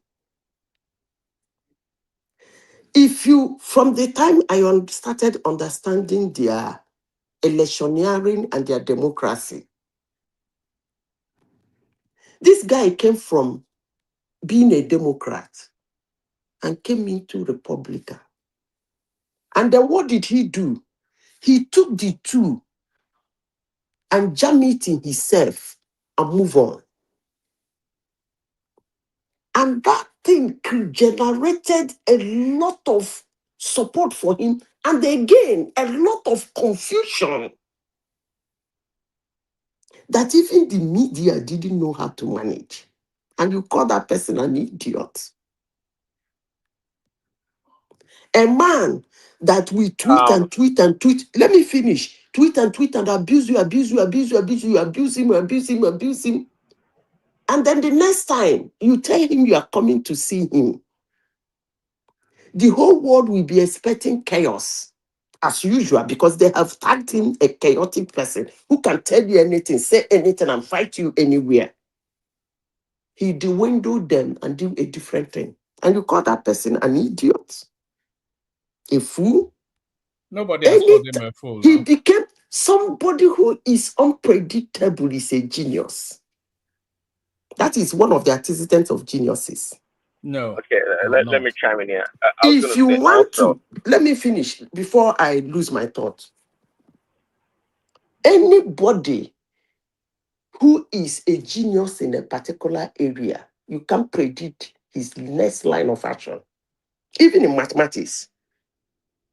If he's a genius in mathematics, everybody is solving the math this way and making mistake. The moment he comes, everybody will be saying, let's see what he's going to do. Is it not this way they solve the math? He comes with a stroke strike. Wham!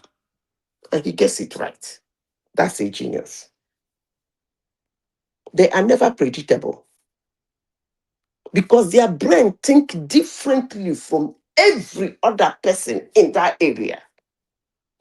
But if you think that is not a good explanation for somebody who is genius, can we move on to Nigeria? We are talking about and Tinubu and the recklessness going on in Nigeria. No. Skittishness is not a trait of genius. It's clarity. What you're describing is skittishness. Oh, really? Yes, skittishness it's not a trait of genius. So no, geniuses, you predict them before they land. No, you are going. We are making some abstract. The consistent. Is clarity. Is somebody that can with a crystallized clarity address something. That's really more. It's not a skittish bouncing up and No, one down. man. You know. That's actually far. I mean, that's to me, that's not a hallmark or a trait of a genius. By the way, my foremost trait for a genius would be one that has great perception. Einstein had a lot of great perception. If you look at his work, how he came about, solving the problems, he had great perception beyond the books. Okay, that's an hallmark of a genius, being perceptive in a very high degree.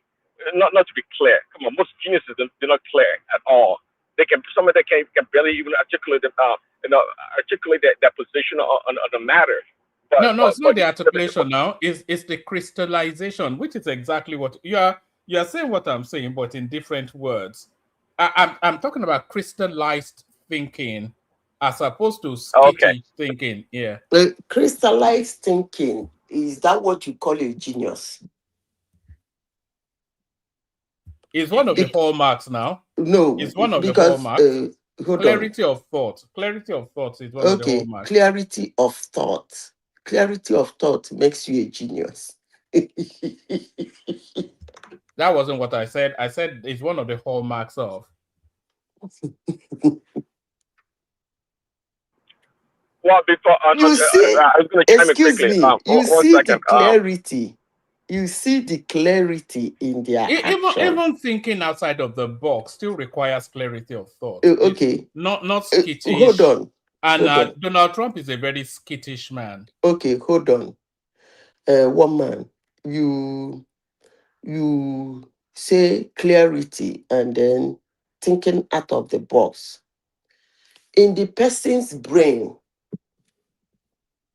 you are in the genius's brain to know how many times he moved it over and over.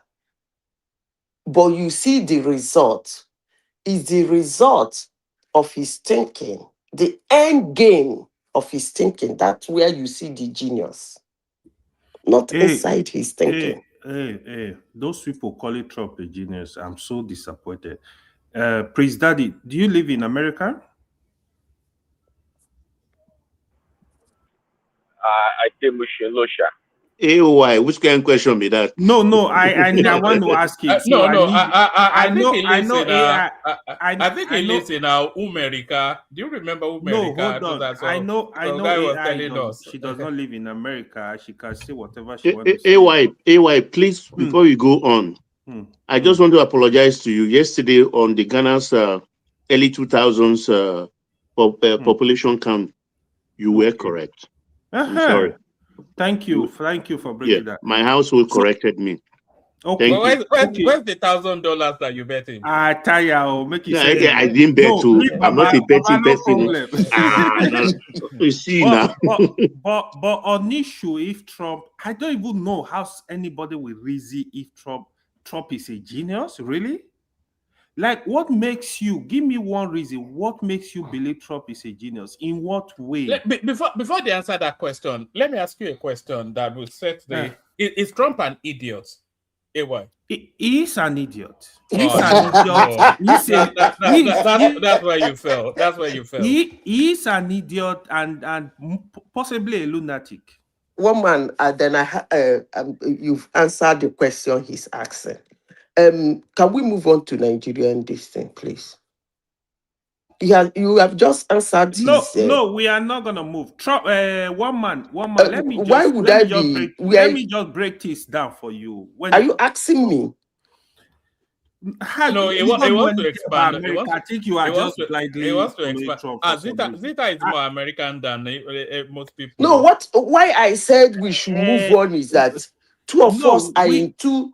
It's like two of us are in two parallel lines that can never meet. We are not moving on. All right. If you call him an idiot, and I tell you that he has an antecedent of a genius, there are two parallel lines that can never meet. So we move on from that discussion. Hold on. We are not going to move on. Everybody, hold on.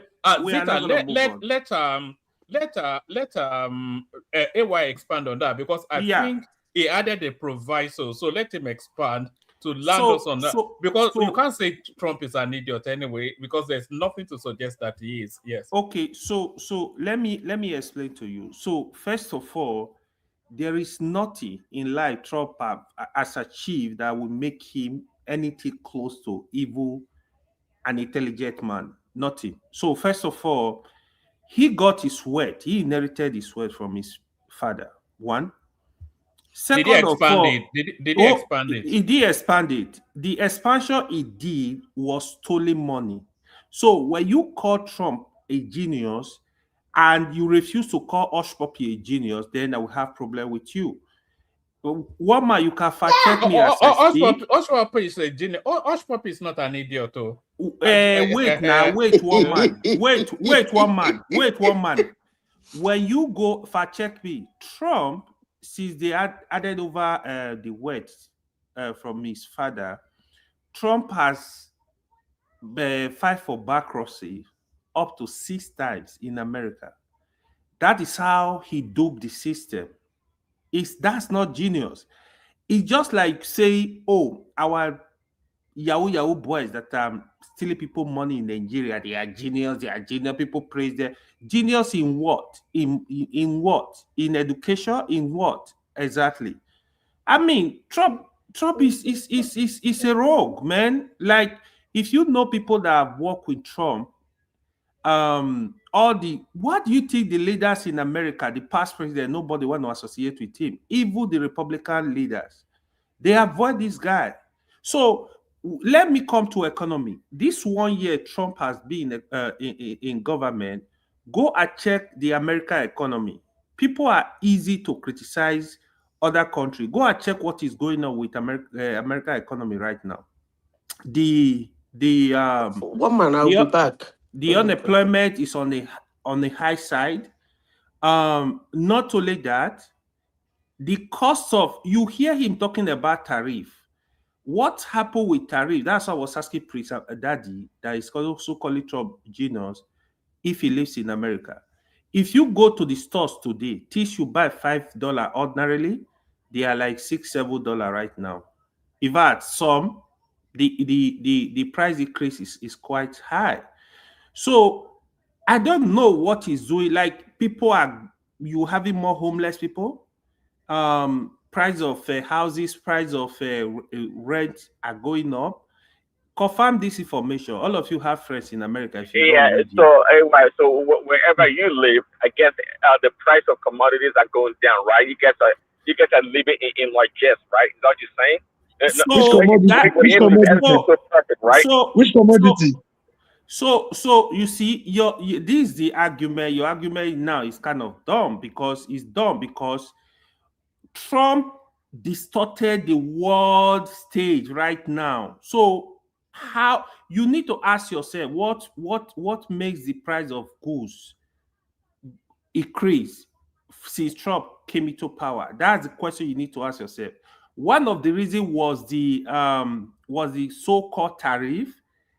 If you are a genius, where you are imposing tariff on countries you are doing business with, you should know that who is going to pay for the differences. Who is going to pay for that? You have a very limited knowledge of what you're talking about. Hold on. The price increase and inflation we're talking about started from Biden's administration. Okay, I was here when we saw a price of a dozen of egg went from $3 something to like almost $11. So you don't know what you're talking about. You have limited knowledge. And number one, it's quite clear that you don't know how bankruptcy works. What do you mean limited knowledge? I give you the number. I'm giving you the number. You hold on. I'm just entertaining you. I know you don't know what you're talking about, but that's okay. Hold on. He knows exactly what he's saying. Who is that interjecting me? Let him learn. Don't mind him. He's a black follower. He's calling Trump a genius. MAGA, Mugu that calls themselves MAGA in America. You guys are Mugu, not MAGA. They are more worse You than know, Mugu. the person talking, you're not talking to obedience, so be careful. No insult here. No Who are insult. you the only person in America? Why is the same economy? Respect Why you. is the same Okay, you're not economy? talking to obedience. So, Prince Daddy, you are okay, respect People are yourself. talking out of Before I come down on you guys, respect yourself.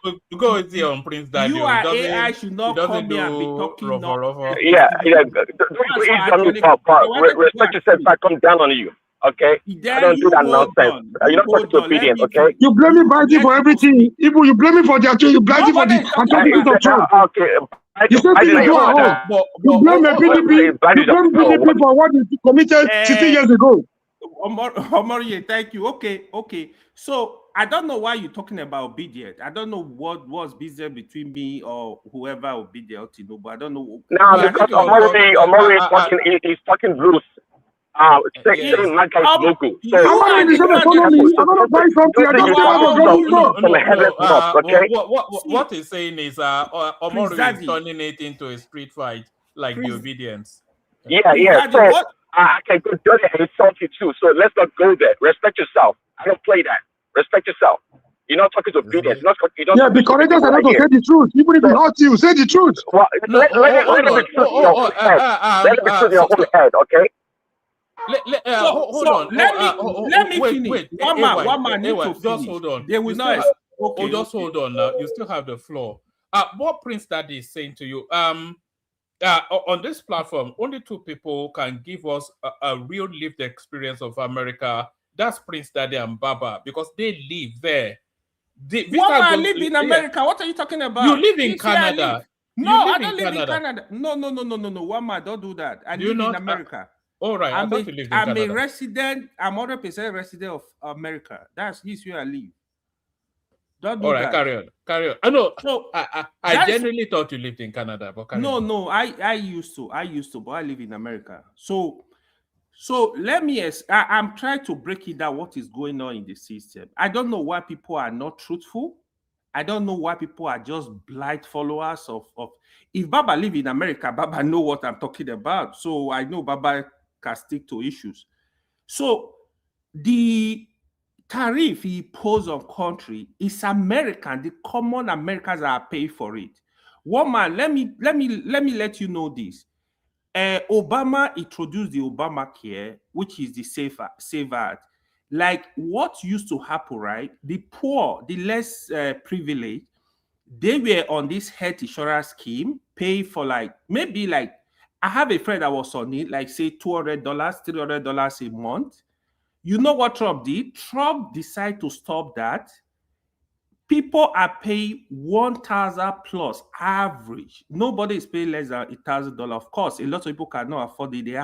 They have to move out of that plan. That is actually more than 20 million Americans are losing health insurance. If you live in America, health insurance is one of the biggest trouble. Is that one of the biggest trouble America face?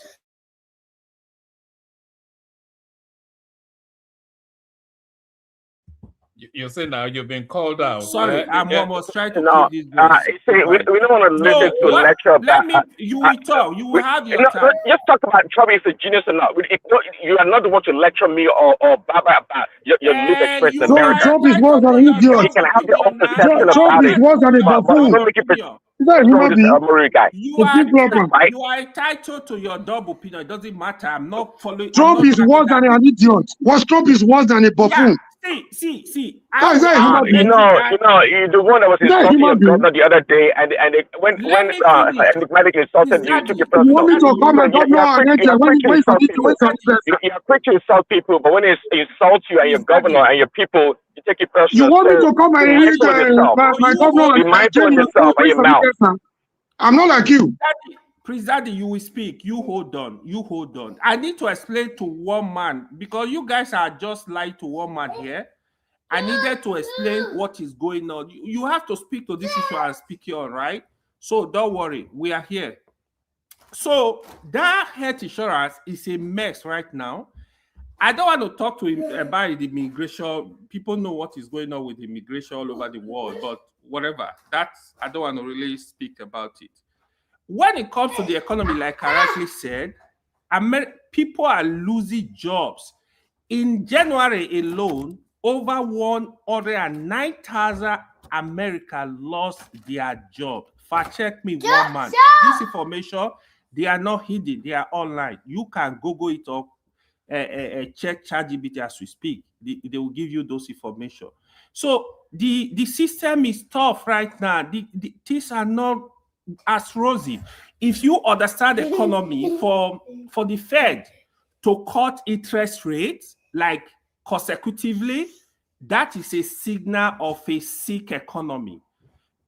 From the last 3 Fed meetings, they've been cutting interest rate, except the one that was held in January. That was the one they kept interest rate the same. For the past 3 or 4 Fed meetings, they've been cutting interest rate. Interest rate cut is a sign of sick economy. If you don't know, that's just a basic economy.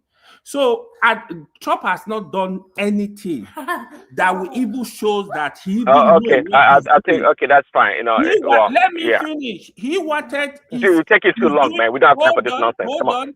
I mean, we heard you. The notion that you say you have to is fine. I mean, hold on.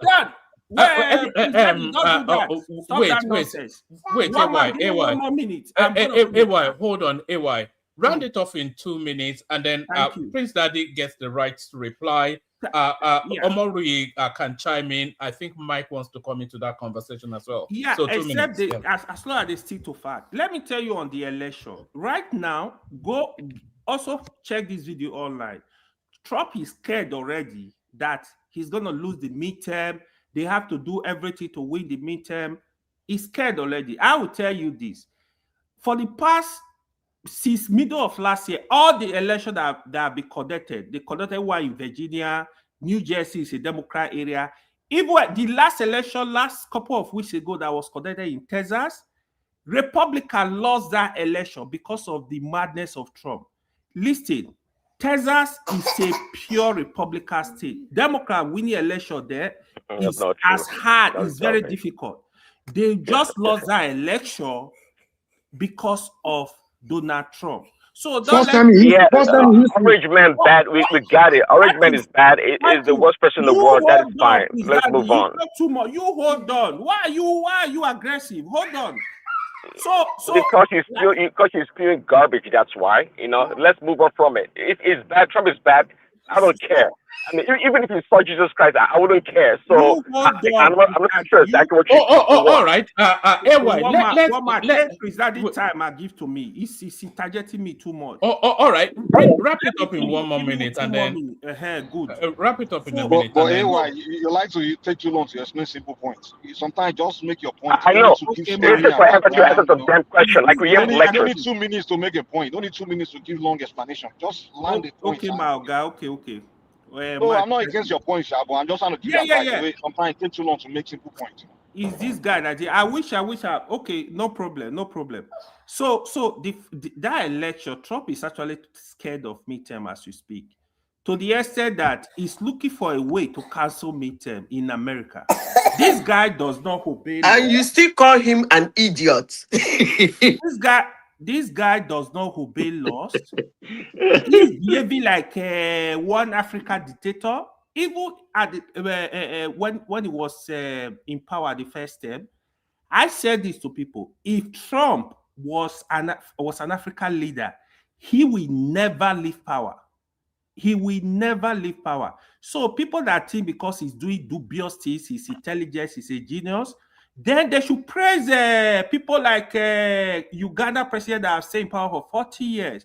They should start praising people like president that have stayed in power. That's enough. The conclusion of the matter is that if that is the conclusion of the matter is that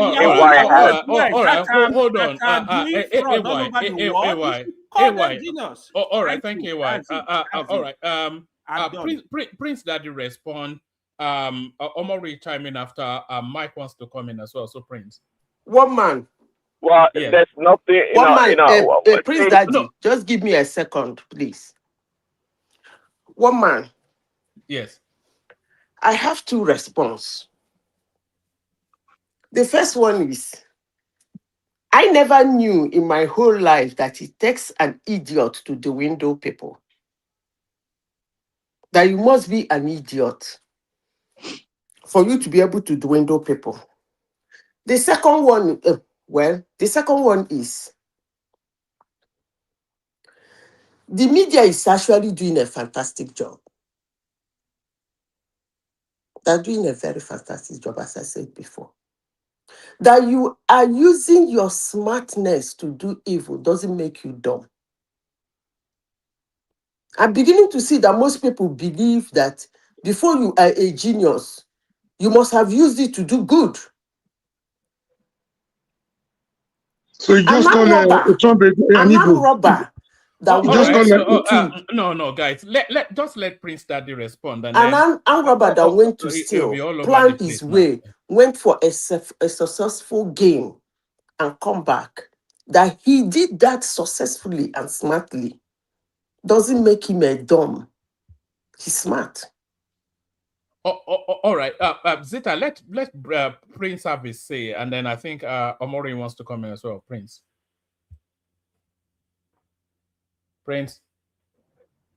Yeah, one man. Everything AY said is just a bunch of talking points. I've heard them all. The notion that he's going to spend like 2 hours to tell us that Trump is a bad person, is not smart, is a dummy, is totally irrelevant. These are just talking points. It's a liberal talking point, and the end of the matter. You address the issues. And the end of the matter is that there's a kind of what do you call it? There's a chronic disease in America. It's called TDS, Trump derangement syndrome, and AY is suffering from the most chronic aspect of it. So, and I wish Dr. Sima was here to help, diagnose or tell you what kind of medication you should take. That's the problem with people like AY. See, people like him think Trump is beyond a human. They call him a dummy, but at the same time, they think it's like a non-human being. Why not address the issue? Counter his point. Oh God. Let's not turn it into guys, let's not turn it into a street war. It gave you the moment to say you even have some intelligence. No, it's the smartest person here. Why the personal attack? Address the issue. It's always nice when these Nigerians, they're quick to attack people's intelligence. They're not smart, they're dumb, and all these things. Can we drop Trump and go back to the Southeast trade? Yes. All right. I think we may have to, if we can't hold. Well, I mean, I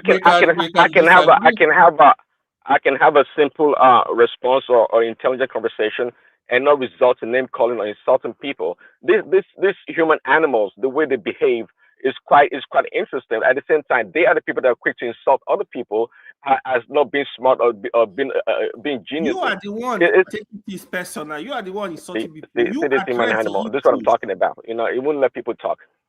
So, but yes, Baba, you're right. I mean, an animal is actually better than you, Prince Daddy.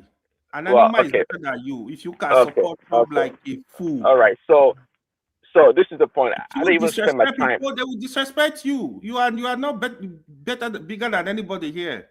You got to respect. You know what the funny thing is, Prince. You and AY are two of the better mannered panelists we have on this panel.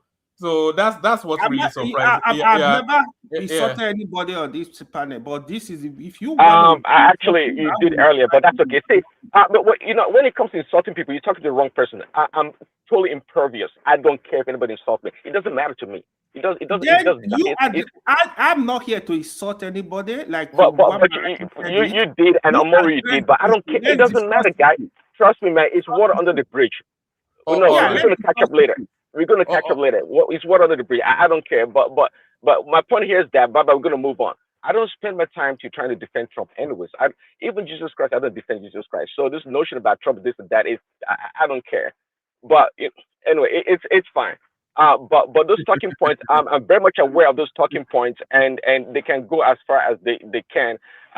You can blame Trump for all the problems in the world. That's okay. No big deal. Bro, you are just this genius right now. People are listening. You just address issue. Counter the points they were raised. Counter them. inflation, migration, counter the points and go on. We are not fighting, but you address the issues. You guys said Trump, he said Durando. Address simple issues. You cannot. You behaving like obedient. You accusing people to be obedient.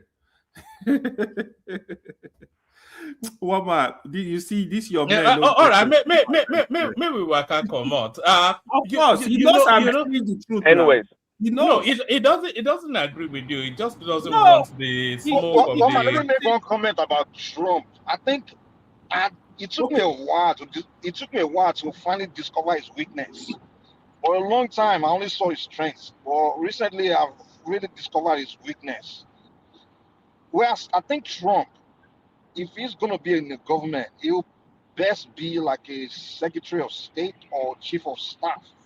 I don't think, before I thought, it was fit to be, it was very good to be president, but now I don't think so.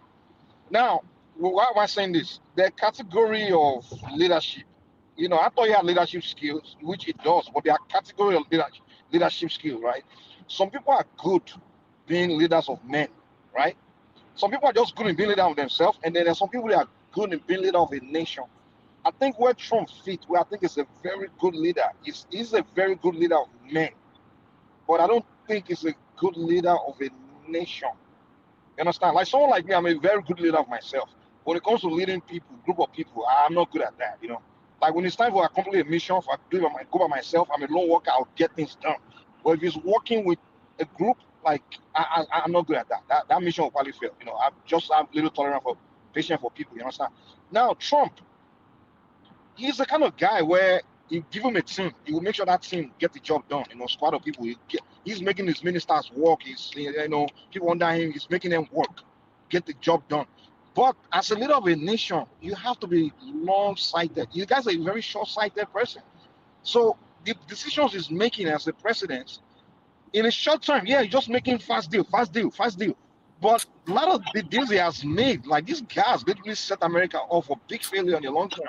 Mike, thank you, Joe. God bless you. Mike is a truthful guy. He always support Trump. Like I'm sorry to say, I just figured it out. This is the first time, I was always a Trump guy, but as I'm studying and watching over the years, at this point, I just realized that wow, I see his weakness.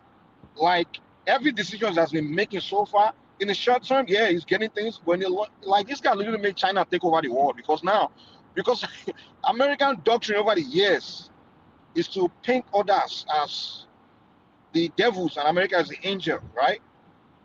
But this guy just came in and literally and that's been America's weakness. Strength. With that, carry big stick, smile, but carry big stick. So America will whack you with a stick or a smile in your face. You understand? So you get whacked with a stick, but the apology will make you forget that you've been whacked with a stick. Whereas another country will whack you with the same stick, but you will see that country as a devil. It's kind of like how they convince the whole world, like the Soviet was the bad guy.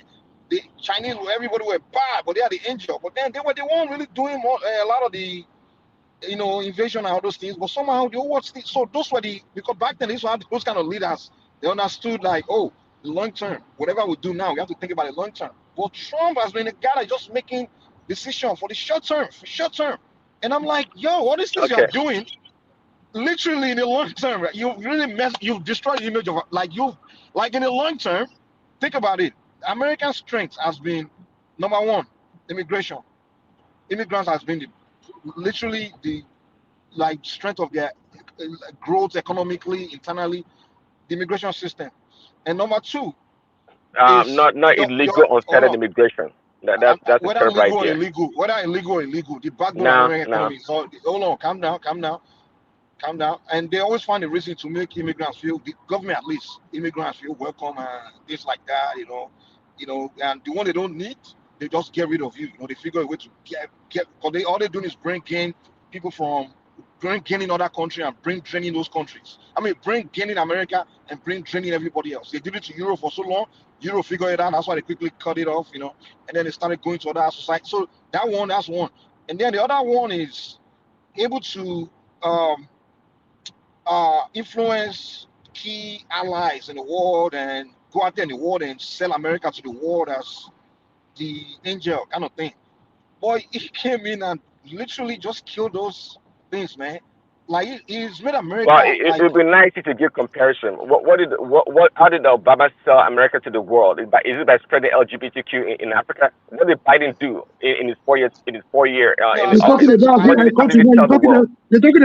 talking about Africa. What does Africa have? Let Mike answer, man. I mean, relax, please. They're talking about good countries, powers of the world. You're talking about your shit on Africa. You see, the way Prince Daddy is handling this matter is doing it as if we are Prince Daddy, I'm being honest with you, man. I'm not trying to be anti. I don't belong to any party. I'm just like in the long term, it's really the guy. I agree with you that listen, in the short term, I agree with what you said. Actually, I do agree because one thing I've noticed is that listen. For a good plan to actually work, it needs some time and it needs some time and buy-in. What Trump is doing actually is it doesn't have a lot of buy-in from a lot of these politicians. That's a big problem. Meaning that if another administration comes in, Mike, let me say this: for Republican to support Democrat to shut down your government, you know what that means. Those are your Congress members. This is what happened in America a couple of weeks ago, where they partly shut down the government. If you don't know, and it's never happened before, right? I can tell. So you can see. Let me say one important point. So you can see where. Sorry, Mike. Just give me 1 microsecond. So guys, I have church in the morning. So I'm going to go off and take a nap and all that. So we're going to take the conversation to the back. I'll send the link into the comment section. If anybody wants the conversation, come into the studio. It's going to carry on, but not broadcasted. So I'll send the link if you want to come in. We didn't even get to fully address this our main topic, but it goes like that sometimes. Yeah. But one before you hand it, let me make this point now so people can hear. It's very important. All right, make that point and then Prince Daddy, the reason why America is number one in the world is not because America make itself number one, and it's not because of these guns and weapons. Because if it's about guns and weapons that make it number one, the Soviet would have been number one. Because even by the time the Soviet Union fell, they were still the most powerful militarily, like weapons-wise, everything. They were ahead of America at that time. Now, what made America number one is the fact that key countries in the world decide that, okay, we want you to be number one. And most countries in the world accept, okay, we'll make you number one. And they all agree, okay, we're going to make your trade in your dollars and we're going to allow you to be number one. And they were on the Soviet side, we just few pockets of countries that side with the Soviet. So that influence. And then America, number two, second point, reason why America also is number one is the fact that it makes itself attractive, where brains from other countries now start flooding in. Most of the American brains that, if you name them, they're usually the Kissingers, they were European immigrants, Germans, all those people. And then now you have the Africans, all those people from different parts of the world. Their best minds are offering to America because America sold itself. They use propaganda, entertainment, all those things to sell themselves. So those are the two reasons why America became number one. Just to make a note. It's a fact. America did not make it. I'm not disputing the point, but Trump's first term, did you know that he actually had the most immigrants coming to this country? In terms of legal immigrants. We're talking about now. In the first term, he didn't behave like that. In the first term, he was acting, but he didn't really carry out the act to the level he's doing it now. What I want to handle, let me just land my point. Calm down. In the first time, he was just, most of the things he was saying was just talk, no action. In the first time, the whole race thing, I mean, he was saying racist things that I just thought it was jokes. But now he's actually carrying it out. Like, he's carrying it out.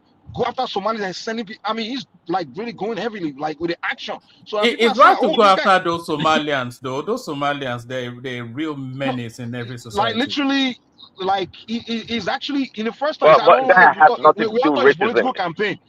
He went after Greenland. He went after Europeans. I mean, see, this is the problem with people when trying to pigeonhole Trump. It's not about racism. I mean, he went after everybody. He's gone after everybody. Yeah, he's done it. He went after the Hispanic people. Calm down. Calm down. All right, Mike. I've already made my point. You can hand the show. No, I'm not going to end it because just for the people that have not spoken, I'm going to do, and I'll be very rigid with this. I'll do 3 minutes for anybody else that wants to speak, and then I'll wrap it up after that. So comrade 3 minutes, because people can come in and not get to speak. Comrade 3 minutes. If Jude or Aro or Bosso wants to speak, they can speak as well. Comrade, just give us 2-3 minutes. Just land the points in bullet points, and then we'll Yeah, I cannot even need up to 3 minutes. When people are deluded, sometimes they think they are the smartest people on earth. I used to have one guy on Dr. Damages called a Kene. When Trump was coming in, he said he was buying his olive oil. Was it olive oil or avocado oil? He said he used to buy it for $2. He was buying it for $4 under Biden. The same avocado oil now has gone up to $16. The last time I called the Kenya, I said, has your price of your avocado oil come down? He was blabbing. He has nothing to say anymore. He doesn't come to the show and talk of avocado oil anymore, as if avocado oil is the only basis of comparing any workable government. When people are deluded, I used to feel we used to have this word in Africa, MAGA. If somebody is a mugu that that is gullible for fraud, we call them MAGA. So when they brought it to America, I thought it was going to mean a different thing in a different context. I didn't know. Basically, they were referring to the same thing. Mugu, in the true sense of it. They follow whatever Trump says sheepishly. They accept everything from Trump, hook, line, and sinker. They don't want to see anything wrong with whatever the man does. The point the last speaker was trying to make is that the strength of America, the real strength of America is not even in their economy. It's not in their military. But what they're able to do with their allies across the world. The getting of Osama bin Laden, it was not determined by their intelligence and their military strength. But what they were able to do through other people outside that. Because one thing with America, a safer world, other countries means a safer America for them. This bully, this racist, that is not even from here. With their German style, he's destroying everywhere. People are there applauding him. You busting off, he's taking over everywhere. Who gives him that moral authority? Who gives him that authority to go to invade another sovereign country without questioning? You hear applauding him for doing nonsense. You thinking he's smart. And there's the mother that just spoke last was about telling us that he's being criminally smart is what leaders do to be popular leaders. That does not make sense to me. Invariably, you ended up calling a Trump a criminal. If you say he's criminally smart, you just ended up to finish what the courts already did before he was sworn in, when he was convicted of 37 charges, a convicted felon, is what Mandazita just completed, by saying he's a criminal, by being criminally smart. He's worse than an idiot. And I rest my case. Thank you, Amaruye. God bless you, Joe. All right. Has anybody else that's not spoken? Does anybody else that's not spoken want to speak, or we take it to the back? One man. Can I say something? All right. Just 2-3 minutes, and then we'll end it after you. Yeah. You see, I'm a silent follower. I've been following you. We'll still be in the back talking, so anybody that still wants to come in. Yeah, carry. No problem. I'm the only Cameroonian that have been a silent follower of your panel for a very long time. Maybe older than other people on this panel. I'm also following your panel because me being a Cameroonian, Nigerian being an enemy, I want to know their tactics, what is going on in that country, so we can fortify Cameroon, so we can fortify Cameroon for any incident that can happen in Nigeria. We are protected in Cameroon. Also, I've been in United States. I came in during Obama's tenure in the US, and that's to tell you how long I've been in the United States. It's rather unfortunate that you have people that are just coming into America a few years ago and they are talking about American politics, not versed with just being, just seeing what is happening. They feel like they have the upper hand to speak about American politics. You see, in particular, I can compare the two because during the Obama's era and what happened during Trump, and when Trump came back again after Biden, I will tell you that the Democrat is a party that most Africans pursue when they come into this country, because these are a party that gives food stamps to these people, right? So once they, I mean, the longer they stay, they start realizing that they don't live on food stamps anymore. So they start seeing the realities of Republican. I am a full-blooded Republican candidate. Not a candidate, but a person that admire that party so much.